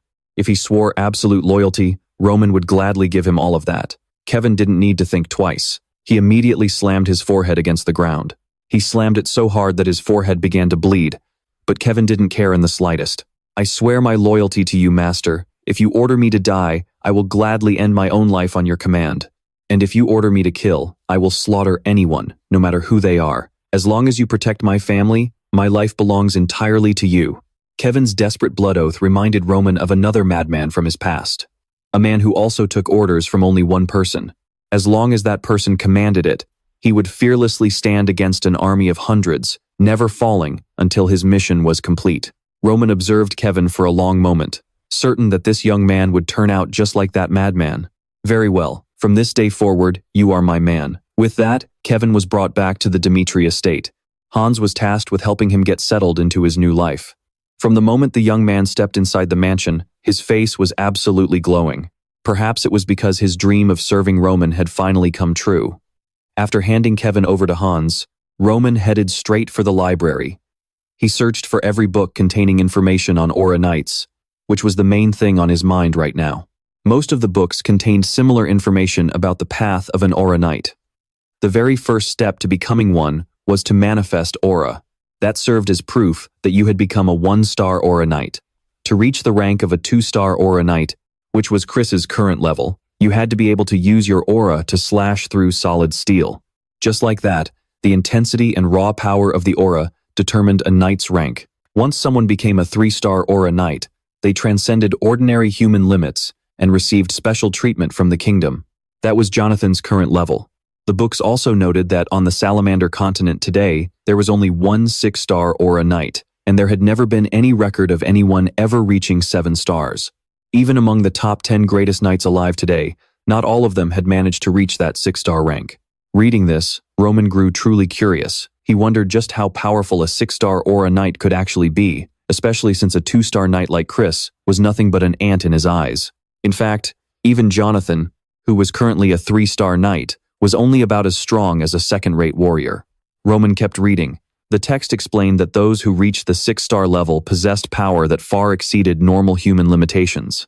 The aura flames they manifested from their blades could extend up to 10 meters, and their destructive capability was on a completely different level. Currently, only 12 individuals in the world were believed to have reached that 6-star threshold. They were treated like royalty regardless of their nationality or race, and were famously known as the 12 Swords of the Continent. Roman's eyes locked onto those words. The 12 Swords of the Continent. Judging from all the information he had gathered so far, they were clearly the strongest people in this world. The fact that they could reach such heights without even knowing how to manipulate chi efficiently was a testament to their sheer, natural talent. The book also mentioned mages, whose power was measured not by stars like knights, but by magic circles. Those who managed to reach the 7-circle level were granted the title of Archmage. These Archmages were treated almost like demigods. They could casually stroll across a battlefield, effortlessly unleashing devastation while waiting for the perfect moment to strike. A single spell of theirs could level the earth and blot out the sky. In large-scale warfare, they were far more dangerous than even a 6-star Aura Knight. Compared to Aura Knights, Roman found himself far more intrigued by these mages. See, magic is a power that never existed back in his old martial arts world. But now, it looks like he knows exactly what he has to do next. He needs to face these people head-on to get a real grip on the situation. The only problem is, Roman still doesn't have a solid plan for his future. Not being able to predict what lies ahead only makes things a whole lot more dangerous. Even so, Roman is not the type to just sit around and do nothing. He wants to build up his experience to make sure he lives this new life to the absolute fullest. So, Roman quickly maps out his next moves. First, he tasks Hans with finding him a good place to train.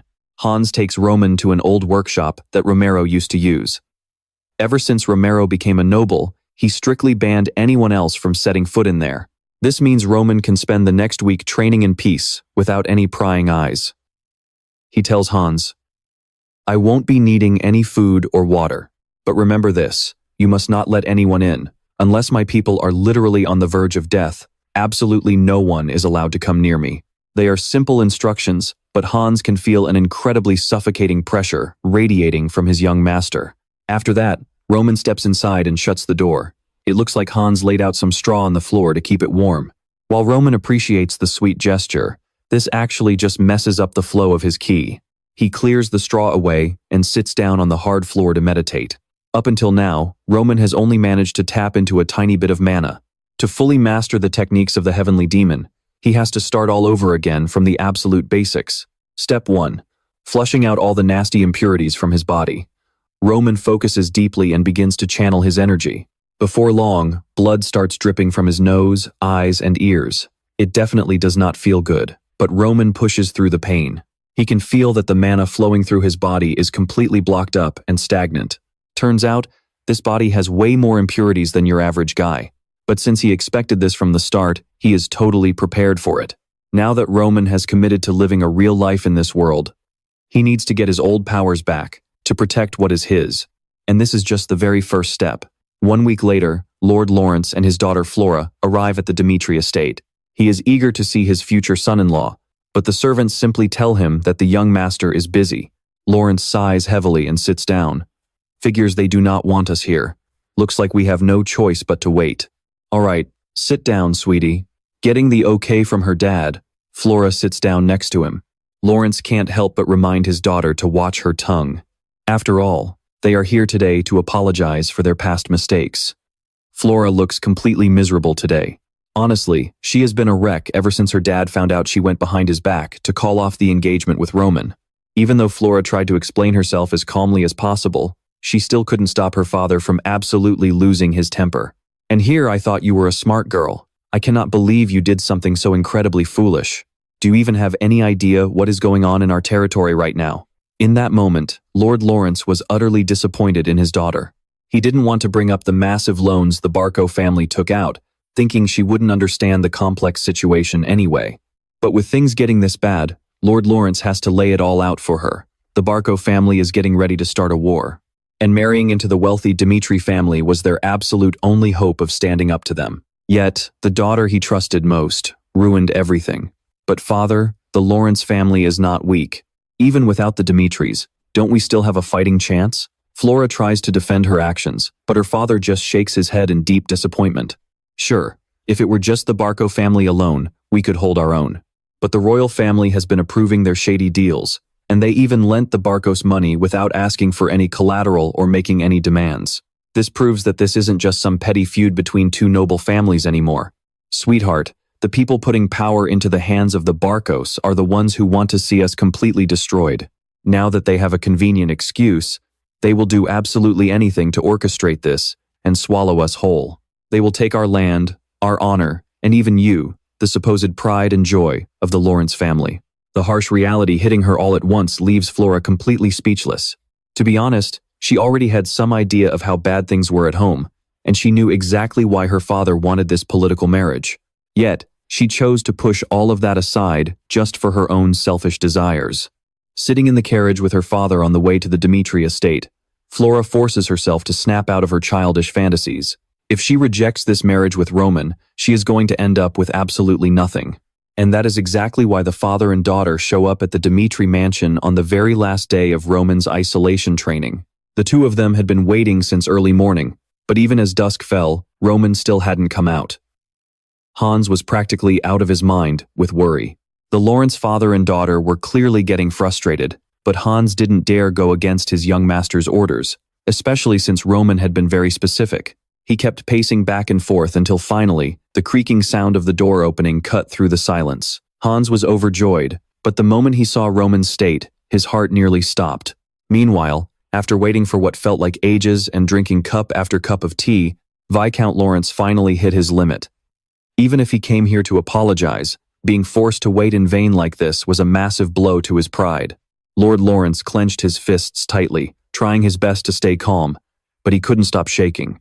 The veins on his forehead were practically throbbing with rage. After a brief internal struggle, Lord Lawrence stood up abruptly and stormed straight toward Lord Dmitry's study. At that moment, Roman's father, Romero, was busy handling the family's affairs. Even as he heard heavy footsteps approaching, he didn't even bother to look up. The door was slammed open, and Viscount Lawrence stormed in like a raging hurricane. "Baron Dmitry, what on earth are you doing, leaving your guests waiting for this long? If you have a problem with us, you should have just turned us away. I never expected the great Lord Dmitry to be this petty and cruel." Faced with Viscount Lawrence's outburst, Romero remained silent for a few moments before calmly dipping his quill into the inkwell. "I understand your frustration, but tell me, did you make an appointment before coming here?" "Of course, I know the answer. I know it was wrong of us to show up unannounced, but we did send a request to meet him 1 week ago, and we had no choice but to come in person, since he rejected our request and then vanished without a trace." It was true that 1 week ago, Viscount Lawrence had sent a letter requesting to meet Roman, but he never received a reply. Unable to sit still, he had no choice but to bring his daughter and show up unannounced, only to end up waiting for half a day without a single word of explanation. Lord Lawrence felt deeply humiliated, believing that Lord Dmitry should have just rejected their visit from the very start. His attitude was growing more and more hostile by the second. He spat out his complaints, venting all his frustration onto Baron Dmitry. "Did you really come all this way just to tell me how angry you are about waiting for half a day?" After a heavy silence, Romero suddenly spoke. His icy tone made both Lawrence and his daughter gulp in sheer tension. Romero was no fool. On the day Flora visited the Dmitry estate, Roman had been the one to bring up calling off the marriage. Even though Romero didn't ask why, even a 3-year-old child could guess what had happened. Lord Dmitry knew instantly that Lady Flora was the sole reason Roman wanted to call off their arranged marriage. What infuriated him the most was that Viscount Lawrence was the one who practically begged for this political marriage, yet it was his beloved daughter who unilaterally demanded to call it off. The whole thing felt like a massive slap to Romero's face. To put it simply, the Dmitry family was the one that had been severely insulted first. Yet, Viscount Lawrence, do you honestly believe your anger is justified just because you had to wait for a little while? Romero couldn't hold back his rage any longer. He slammed his hand down on the desk so hard that the inkwell flipped over, spilling ink everywhere. "We made it clear from the start that we had no desire to meet. Have you forgotten your own disrespect, only to come here and complain to me?" The room fell dead silent. Flora didn't even dare to breathe, while Viscount Lawrence finally realized he had made a terrible mistake. Seeing them freeze in fear, Romero continued. He brought up how, about 1 month ago, the Barco family had contacted him, proposing a marriage alliance with Dmitry, which was right after the Lawrence family had made their proposal. The Barkos even promised to connect Dmitry with the royal family and split Lawrence's territory with him once they wiped Lawrence off the map. But Romero had turned them down. Even though aligning with the Barkos was far more profitable, Dmitry already had more than enough wealth and power to make decisions solely on their own terms. But more importantly, it was because his son was in love with the flower of Lawrence, Lady Flora herself. And that was the sole reason Romero decided to go to war with the Barko family. Yet, shortly after the marriage was arranged, Lady Flora ran over here and threw a bucket of ice water in his face by demanding a breakup. As Romero spoke, Viscount Lawrence began to drown in regret, cursing himself for losing his temper and making such a catastrophic mistake. The flower of Lawrence and the fool of Dmitry. Romero let out a self-deprecating chuckle. It is true that they were never a match, but you should have remembered the weight of Roman's last name. The moment Dmitry is attached to his name, his worth changes entirely. Romero's words were a massive flex, but he wasn't wrong at all. After all, the ones who desperately needed this marriage in the first place weren't the Dmitrys, it was Viscount Lawrence and his failing family. Faced with Lord Dmitry's sheer intensity, Flora could do nothing but keep her mouth shut and hang her head in shame. Suddenly, she remembered her childhood days at the academy, a place where the children of nobles went to learn and build connections. Back then, there was a family so insignificant that everyone questioned their worth, catching Flora's attention. It was the child of the Joel family. In a world where kids grew up believing they were precious treasures, the young master of the Joel family was the sole exception. One day, he made a tiny mistake. If it had been any other kid from a prestigious noble family, it wouldn't have been a big deal. But because he was the Joel family's young master, the academy actually convened an entire disciplinary committee just for him. When Flora saw the instructors scolding Joel over his tiny mistake, a man who appeared to be his father showed up to apologize. He bowed his head low, begging for forgiveness and promising to discipline his son. Meanwhile, the other kids secretly laughed at the father and son through the glass window. Flora was the only one who felt sorry for them. Years had passed, and now she and Viscount Lawrence were in the exact same position as Joel was back then. This cruel twist of irony made Flora feel utterly ridiculous. Beside her, her father was bowing lower and lower to apologize to Baron Dmitry. Flora used to think young Master Joel was incredibly weak back then, but now, her own family was no different. Flora had remained silent the entire time, but just as she opened her mouth to defend her father, the door behind them burst open. The servant announced that young Master Roman had arrived, and his brand new look left Flora completely speechless. After 1 week of training, Roman seemed to have grown noticeably taller. His brown hair had turned into a silvery purple, and his eyes had become a deep violet. He carried a colder, sharper aura, but he was undeniably much more handsome. "I am here to see you, father." "Have you finished your training?" Even Baron Dmitry was shocked by his son's dramatic transformation, but whether he looked like he had successful plastic surgery didn't matter as much as the urgent issue at hand. Romero wanted his son to personally take part in the discussion regarding his marriage. Seeing how much Roman had changed, he was willing to respect his son's decision, both as a father and as the head of the Dmitry family. "I understand, father," Roman replied indifferently, then glanced over at Flora, sending a wave of tension through her. Roman had lived a whole past life. He was smart enough to know exactly what the alliance between their two families would lead to. With the Barko family threatening the Lawrence territory, the might of the Dmitrys was the only thing guaranteeing Lawrence a way to survive. Hearing this, Romero thought his son had changed his mind and wanted to go through with the marriage, but Roman maintained his cold, distant composure. He pulled out an elegant handkerchief and wiped up the ink spilled from his father's earlier desk slam, saying, "On the first day I met Flora Lawrence, my thoughts on this marriage already changed. Her family must have heard the rumors about the fool of the Dmitry family, and she likely felt she couldn't bear the thought of marrying someone like that." Roman's words were calm, yet they sliced right through Flora's remaining composure like a sharp blade. His stance was firm.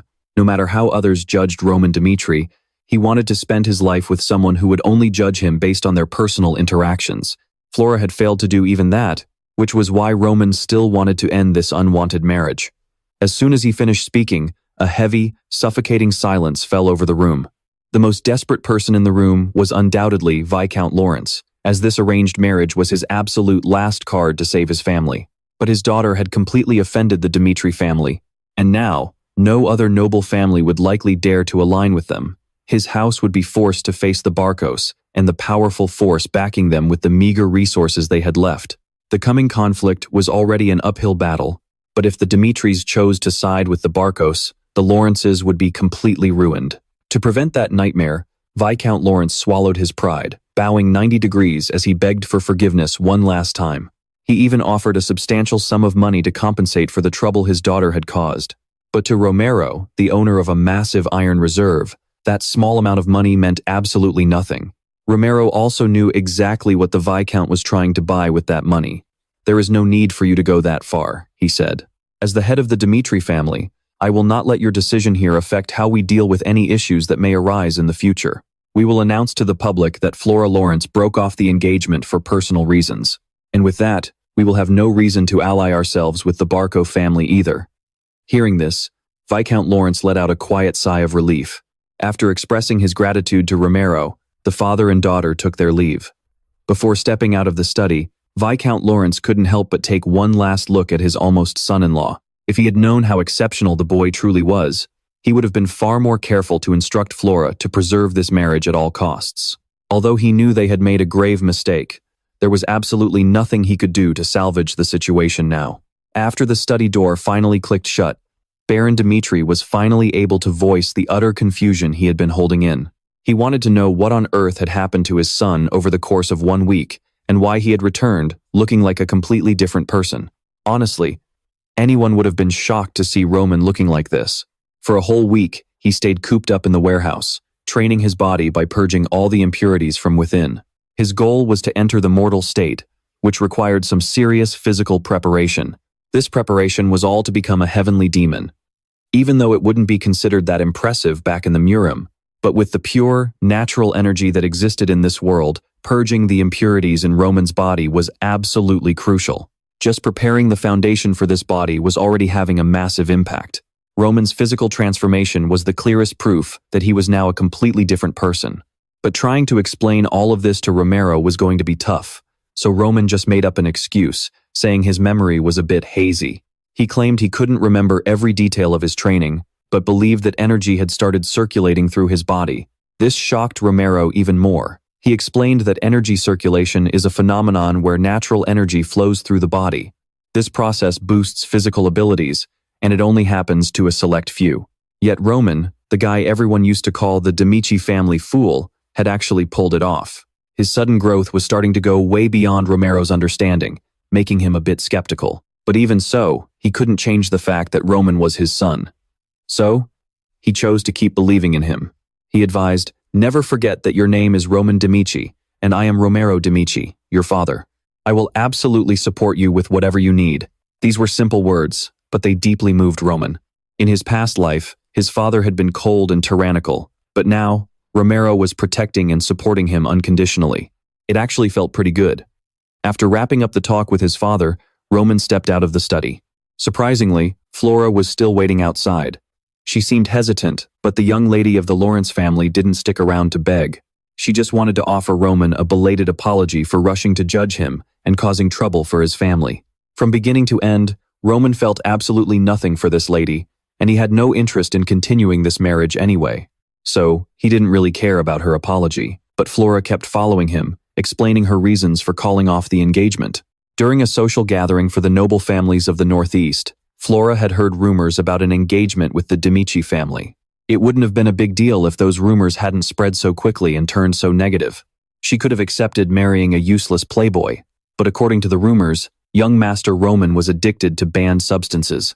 Flora felt she couldn't possibly spend her life with someone like that. As she said this, Roman's expression remained completely indifferent. Regardless of her reasons, it wasn't going to change their relationship now. With that, Roman walked away. Still, what Flora said did catch his attention. Banned substances were something that ate away at both a person's body and mind.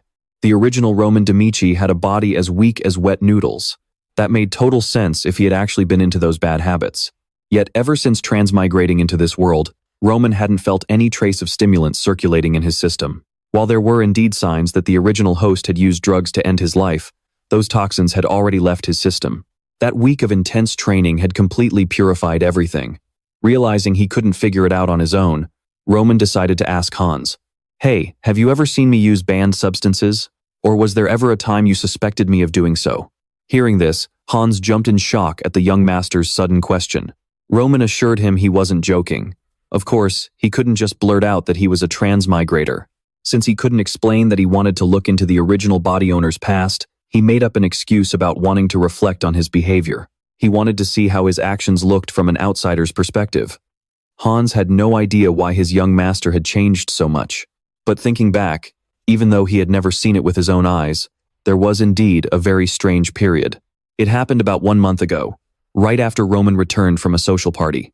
Back then, his state of mind was bizarre, acting both guilty and terrified.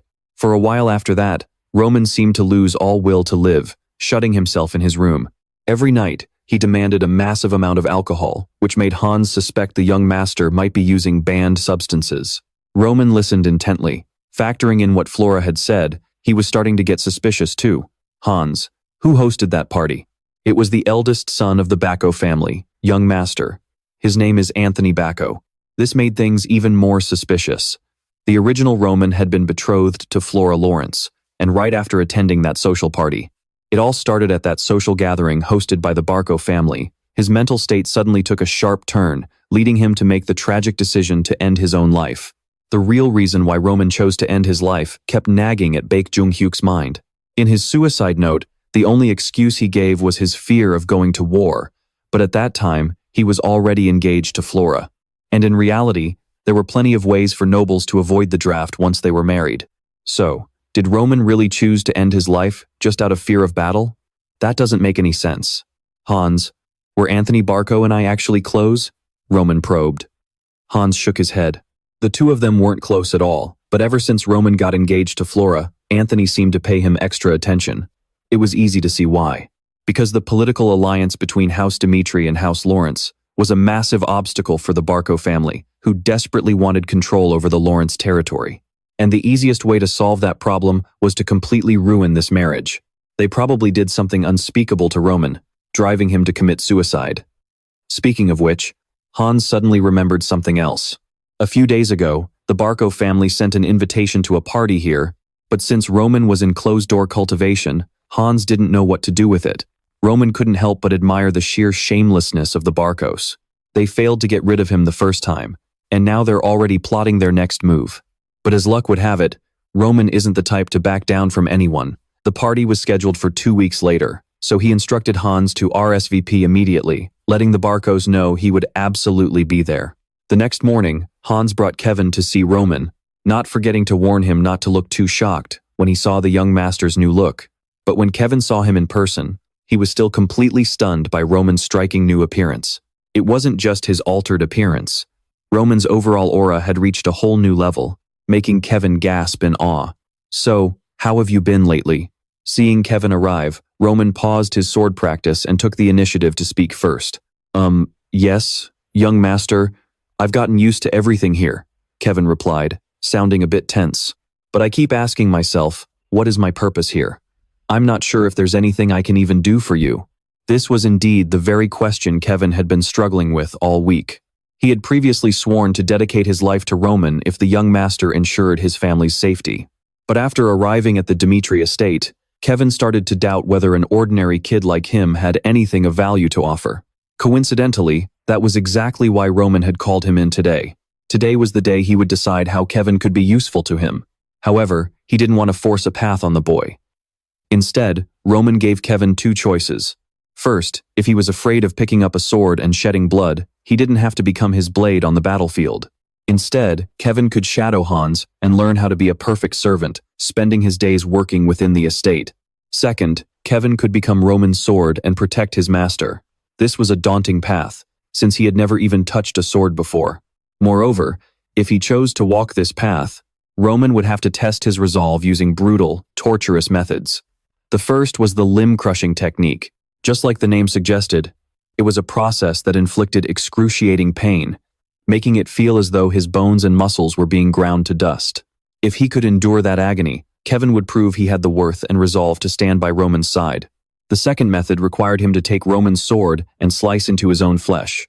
By pushing himself to the brink of extreme self-inflicted pain, his latent power would be unlocked.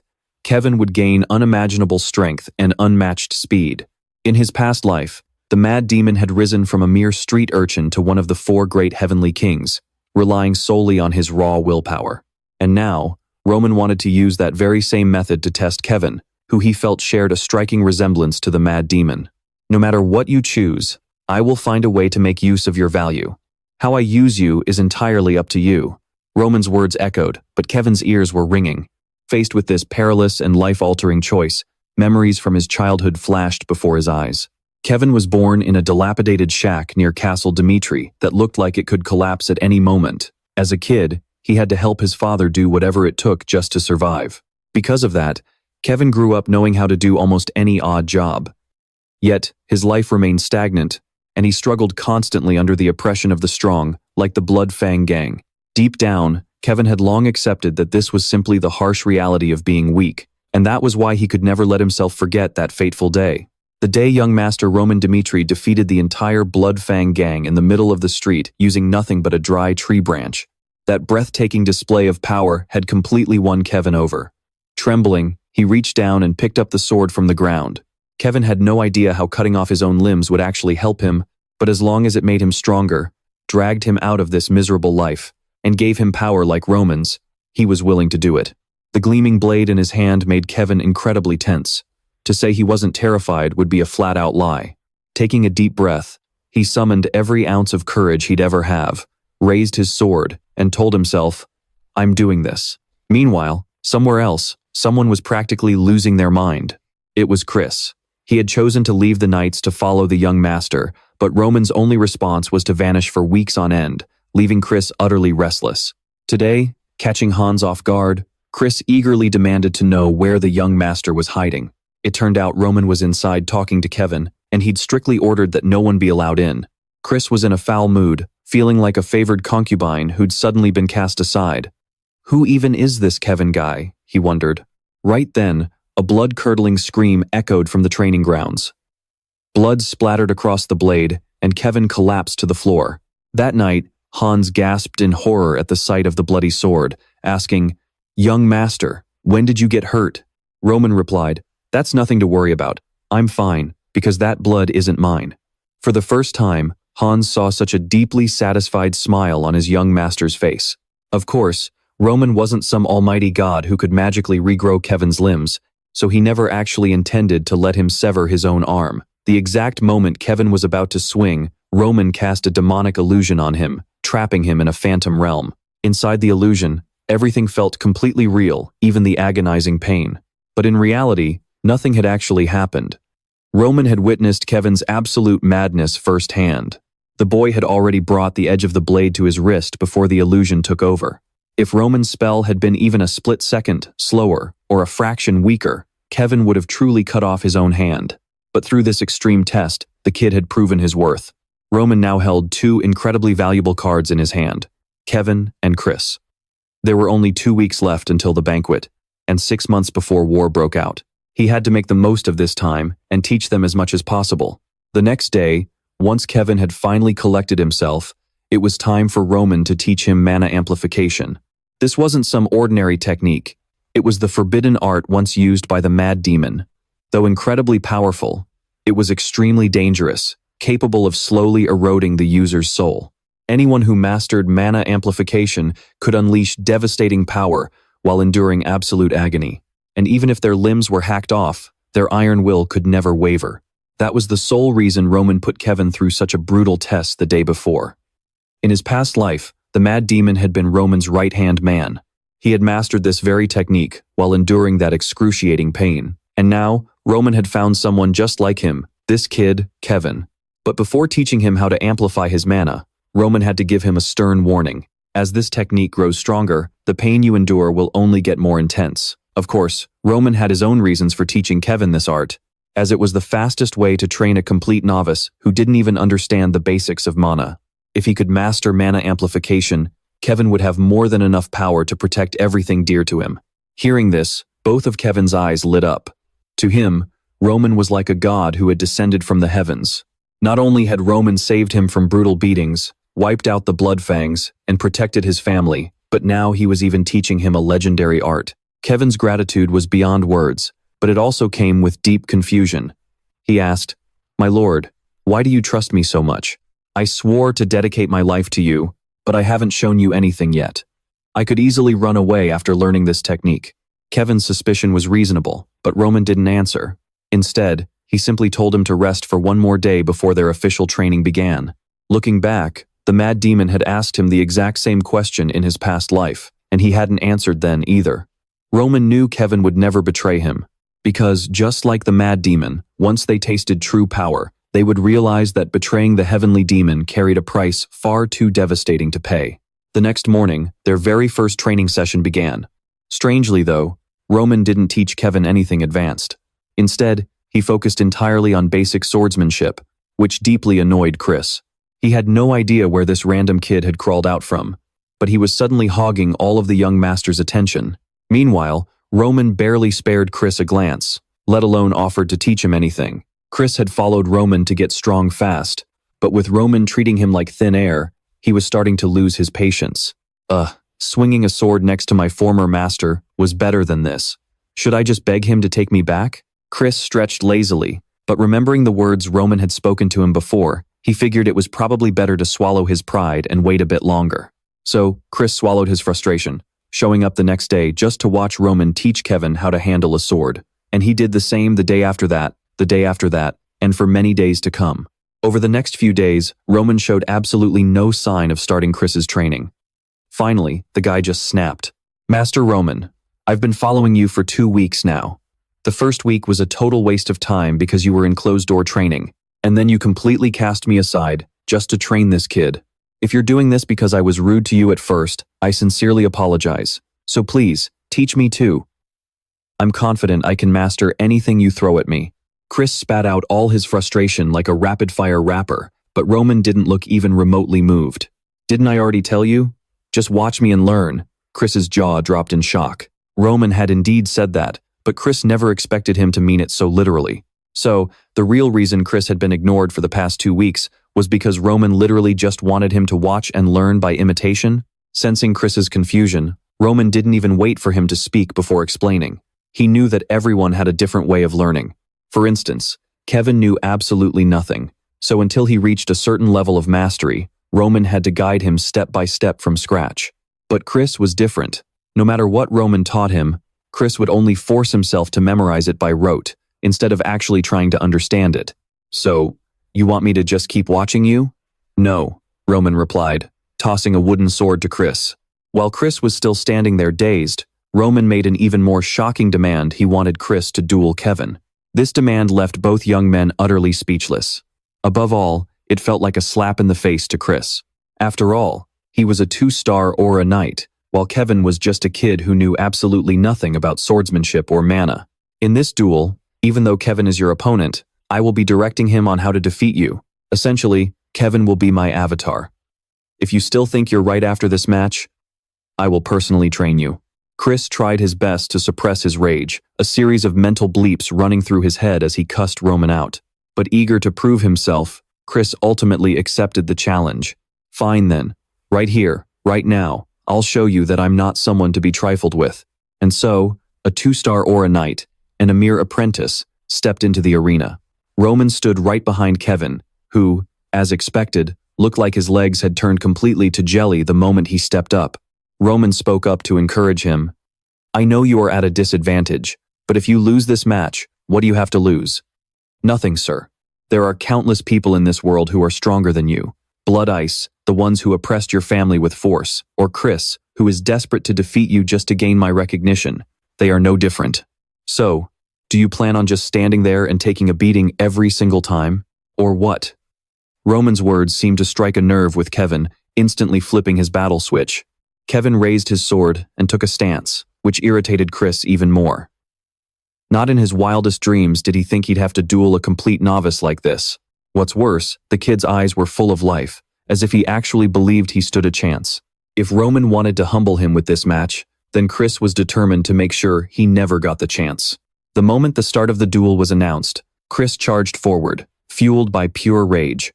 With Chris's overwhelming speed and power, it was obvious Kevin was no match for him, but that was only if they were fighting one-on-one. In this match, Kevin had Roman backing him up. Just before the clash, a voice echoed inside Kevin's head. Raise your sword and block the front. Chris is going to attempt a surprise attack. There was no mistaking it, this was Roman's voice. He was guiding Kevin's every single move in real time. Thanks to this direction, Kevin successfully blocked Chris's opening strike. Roman then instructed him to take a step to the side and aim for Chris's chest just as he was about to throw a kick. Roman had anticipated Chris's move perfectly, but Kevin's reaction time just wasn't fast enough. In the end, he still took the hit and got knocked flat on his back. Roman commanded him to get back up and keep fighting. Meanwhile, Roman continued to guide him silently, using telepathy. Roll to the right, now. Without a second thought, Kevin immediately did as he was told. And that quick roll to the right saved him from Chris's follow-up attack. Chris looked absolutely stunned that Kevin had managed to dodge it. Spin around and aim straight for his left chest. Kevin obediently followed the order. Combining Roman's guidance with the fundamentals he had drilled over the past week, Kevin's counterattack actually forced Chris to be on guard. However, Chris still had far more combat experience. So, the moment Kevin countered, he took another heavy kick. He clutched his chest, trying to endure the pain. Chris had indeed left an opening earlier, but unfortunately, Kevin's swing was just too slow, which allowed Chris to counter. Block from above! Roman's voice echoed in his head once more. Instinctively, Kevin raised his sword to block. Under the immense pressure from his opponent, Roman instructed him, slip to the right to dodge. But before Kevin could even react to the instruction, he took a brutal knee straight to the face. Blood poured from his nose, and the blinding pain left him completely dazed. As for Chris, he was also starting to run out of breath. Chris had no idea that Roman was using mana transmission to guide his opponent, so Kevin's stubborn resistance caught him completely off guard. Watching closely from the sidelines, Roman knew Kevin was still no match for Chris. His body simply couldn't keep up with Roman's commands. Chris, on the other hand, had incredibly sharp reflexes. Still, Roman found this entire situation highly entertaining. Back on the field, Kevin struggled to his feet once more. Despite the brutal beating, he was actually starting to feel excited. He was thrilled to witness young Master Roman completely dictating the flow of the entire battle. Even though his opponent was a 2-star or a knight, Roman could read every single move perfectly. Kevin quickly realized that the only limitation was his own physical body. If he could just execute Roman's instructions perfectly, defeating Chris was actually within his reach. Right now, Chris was nothing more than a puppet in the palm of Roman's hand, being toyed with at his master's whim. Luckily for Kevin, resilience was his greatest strength. Even after taking a severe beating, he still found the strength to drag himself back up. With every hit he took, Kevin felt his body adapting just a little bit more to Roman's commands. This was starting to mess with Chris's head. No matter how hard he tried to finish the fight, Kevin kept barely dodging his attacks. At critical moments, the kid even managed to counterattack. To call this mere coincidence was simply impossible to believe. On the other hand, Kevin was absolutely thrilled. Even Chris, the most brilliant genius of the Dmitry Knight Order, was struggling against Roman's tactical genius. Experiencing his master's overwhelming power firsthand made Kevin realize that pledging his loyalty to Roman was the best decision he had ever made. In that very moment, he swore an oath that this was the man he would serve as his master for the rest of his life. No matter how absurd or impossible Roman's orders might be, he would follow them blindly. Kevin's burning desire to become the ultimate sword in Roman's hand grew more intense by the second. He knew that to achieve this, he needed an unshakable will that surpassed everyone else. Gripping his sword tightly, Kevin lunged right back into this lopsided battle. Of course, a severe lack of speed couldn't be fixed overnight, let alone in the span of a few hours during a single fight. So, even with Roman guiding him, Kevin was still far behind Chris. The two locked horns like this for what felt like an eternity. By now, Kevin had been beaten half to death. Chris genuinely wanted to stop, knowing that if they kept going, he might permanently cripple the boy. Unfortunately, his opponent was completely reckless, fighting as if his life didn't matter. Despite his severe injuries, Kevin had absolutely no intention of backing down. Fight me to the end. Kevin's sheer stubbornness only made Chris's blood boil even more. If that's what you really want, then I'll give it to you. From now on, every time you look at your broken, ruined arm, you're going to regret this. Chris lunged forward, aiming directly for Kevin's left arm, but in his rush to end it quickly, he left his chest completely wide open. Roman didn't tell Kevin to dodge this time. Instead, he ordered him to charge straight ahead and strike with everything he had. Chris never expected such a reckless, suicidal counterattack.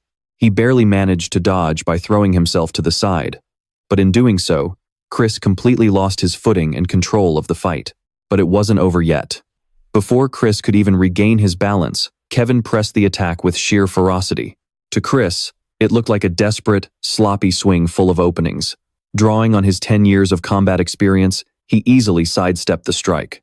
Chris tried to counter, but Kevin somehow managed to block it. This awkward position suddenly left Chris wide open and off balance. Just when it looked like Kevin might actually pull off a miracle, Chris anticipated his next move and poured every ounce of his strength into one final, decisive strike. Kevin's sword flew from his hand as he collapsed onto the ground, completely defeated. Roman watched with a complex expression, though a hint of satisfaction showed on his face. He was impressed that Chris had realized Kevin's second strike was just a feint and had successfully countered it. You won. As promised, starting tomorrow, I will personally train you. This is the path you chose. Roman tossed those words over his shoulder before lifting the unconscious Kevin and walking away. Late that afternoon, Chris returned to his room, his mind in complete disarray. Why did I even agree to fight that worthless recruit? Chris muttered to himself.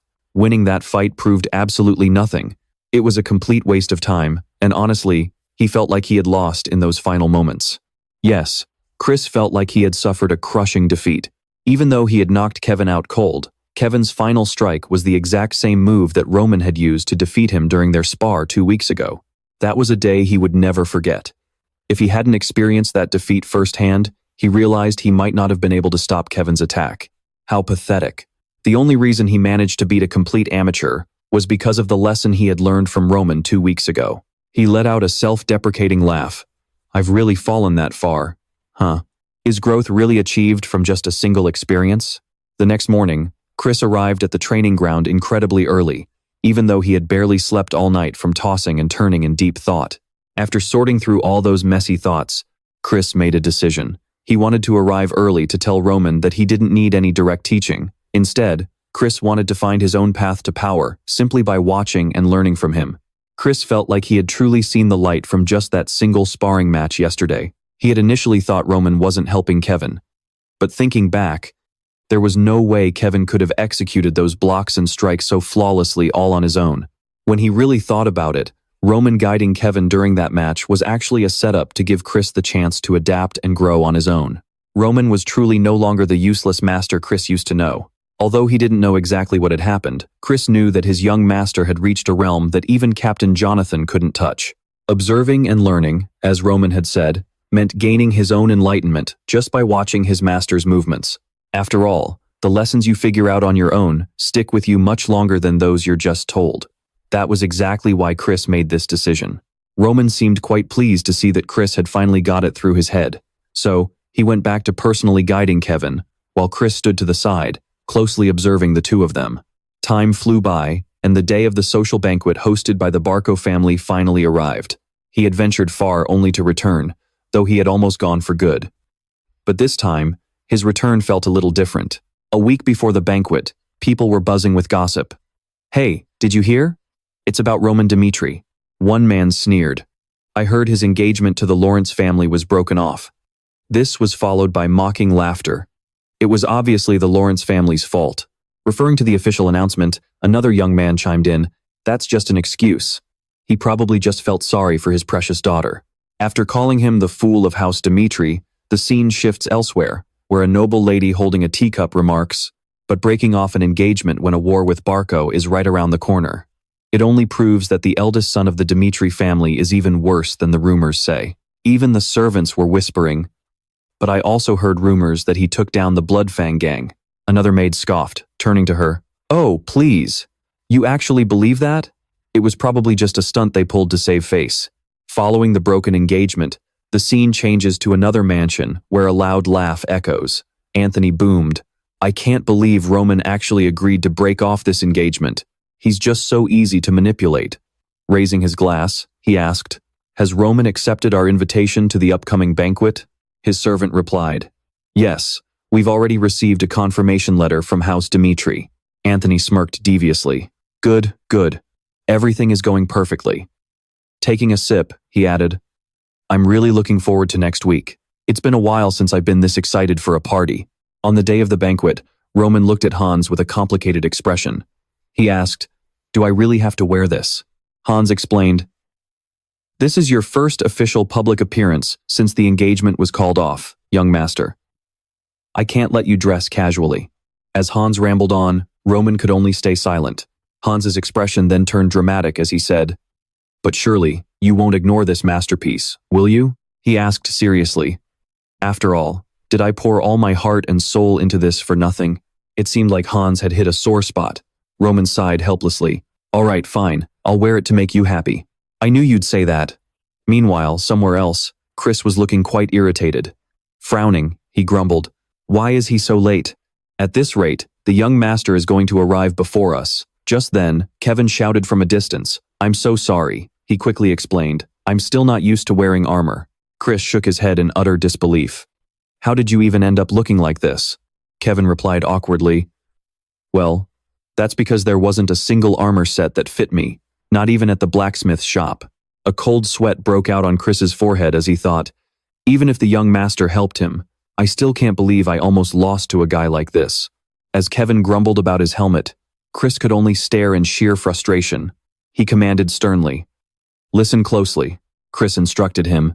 "We are both the Lord's retainers, which means we represent the face of Dmitry. It's no exaggeration to say that his reputation will be decided by our actions. You must not act rashly, and you must be extremely careful with your words." Kevin quickly complied. "Understood, I'll keep that in mind." He ended with, "Sir Knight," which brought a secret smile to Chris's face. "All right then, just ask me if you're unsure of anything." Kevin's eyes lit up. "Thank you, Sir Knight." Chris barked a quick reminder. "Hey, your helmet is crooked again," causing Kevin to let out a sudden yelp. The scene shifts to a grand castle, where elegant music fills the air, mingling with the lively chatter of the banquet guests. A nobleman, sipping his wine, asks, "Is Roman really coming today?" He continued smugly, "I can't believe he's attending Barco's banquet after begging for a political marriage and then throwing it away, especially when he knew full well that Barco was targeting House Lawrence." The lady standing beside him chimed in, "That's exactly why everyone calls him a fool. If he had any brains, he would have clung to one of those families." Another man joined in, blaming him. "Dmitry's standing is only on thin ice because of Roman. Even though the Dmitrys are the most powerful family in the Northeast, they're being a bit greedy trying to keep their ties with the Barcos. But at least he's showing up to make up for his mess up. And over there, someone is watching them closely." Sophia wonders what kind of guy Roman Dmitry actually is. The man next to her replies, "You'll see when you meet him. He makes a terrible first impression, and there's really nothing to look at, mostly because he's so short."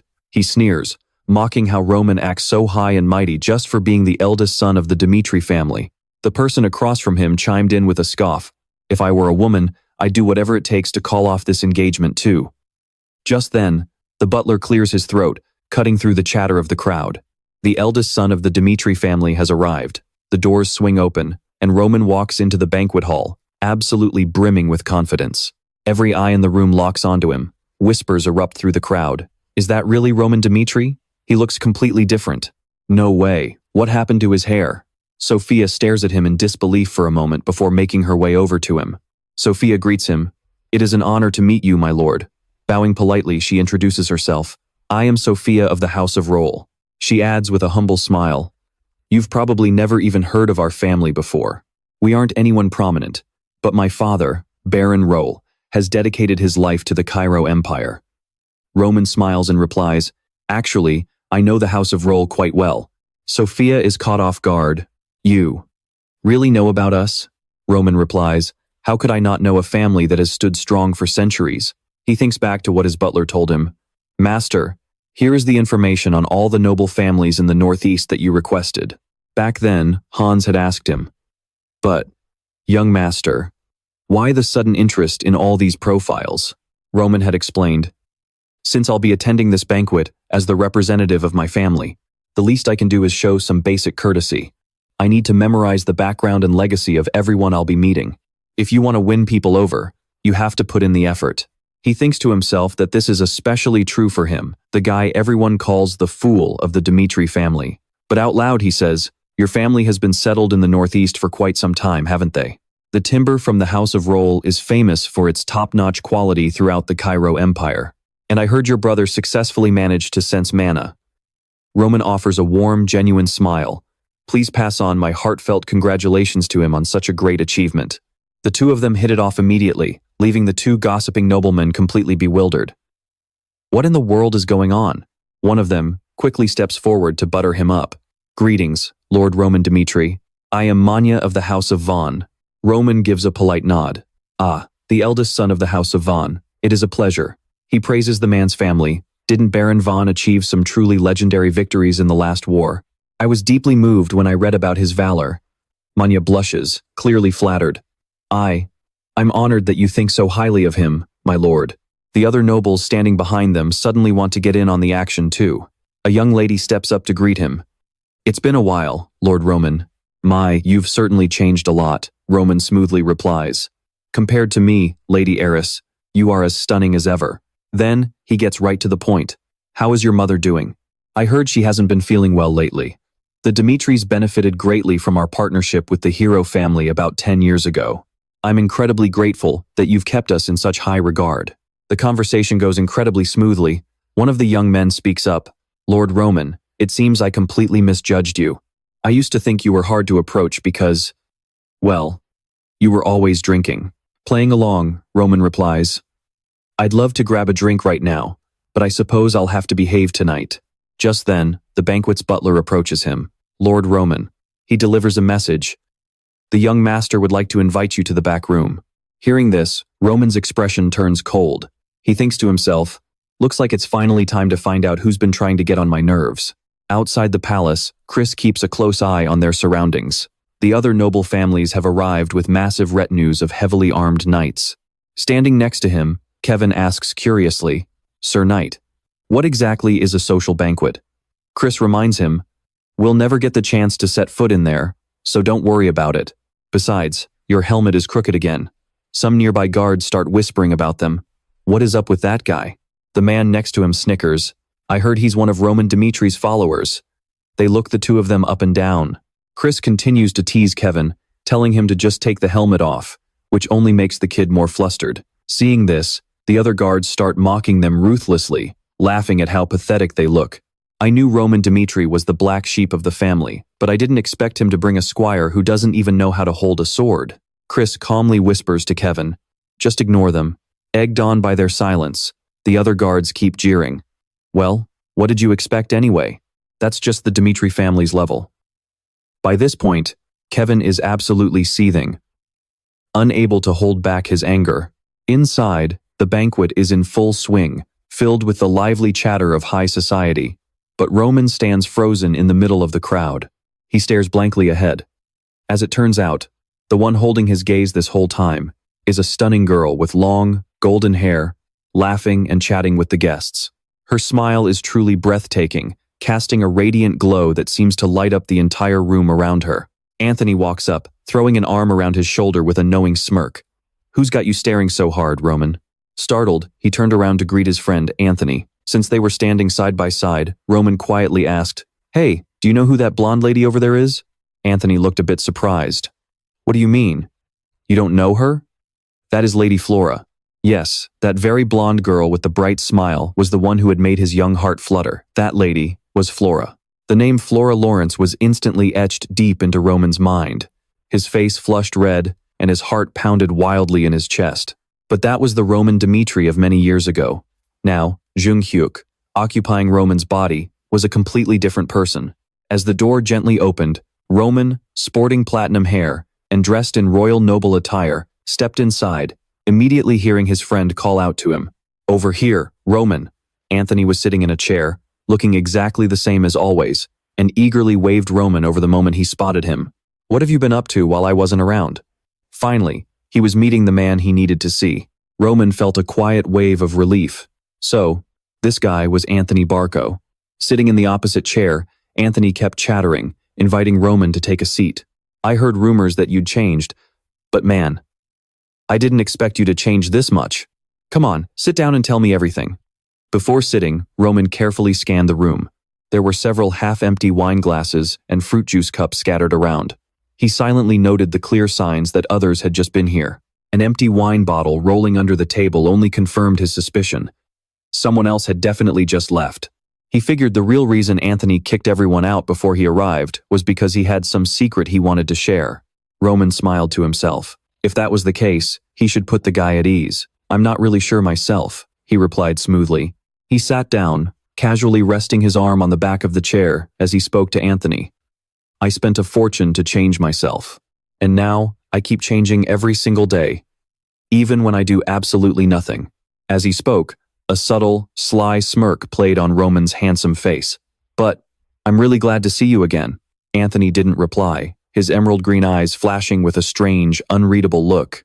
But he quickly masked it, returning to his playful self as he smoothly poured a glass of wine. I guess I just can't see this in a positive light, Anthony said, chattering away. To be honest, I have no idea what you were thinking back then. Roman took the glass of wine and softly repeated. Back then? Anthony chuckled, bringing up an unpleasant memory. You know, when you were forced to choose between an arranged marriage with the Lawrence family and our friendship. Getting caught sleeping with my cousin in the warehouse. The way he brought up the past with that loaded, suggestive remark was quite off-putting, but Roman kept his silence. Anthony continued, making no effort to hide his contempt. True, secrets are usually kept tightly under wraps, especially at social gatherings. But I never expected you to go that far right before your own wedding. Anthony chuckled, looking at Roman. So, does your acceptance of this invitation mean you've agreed to my proposal? If so, I'll keep this little secret of yours safe.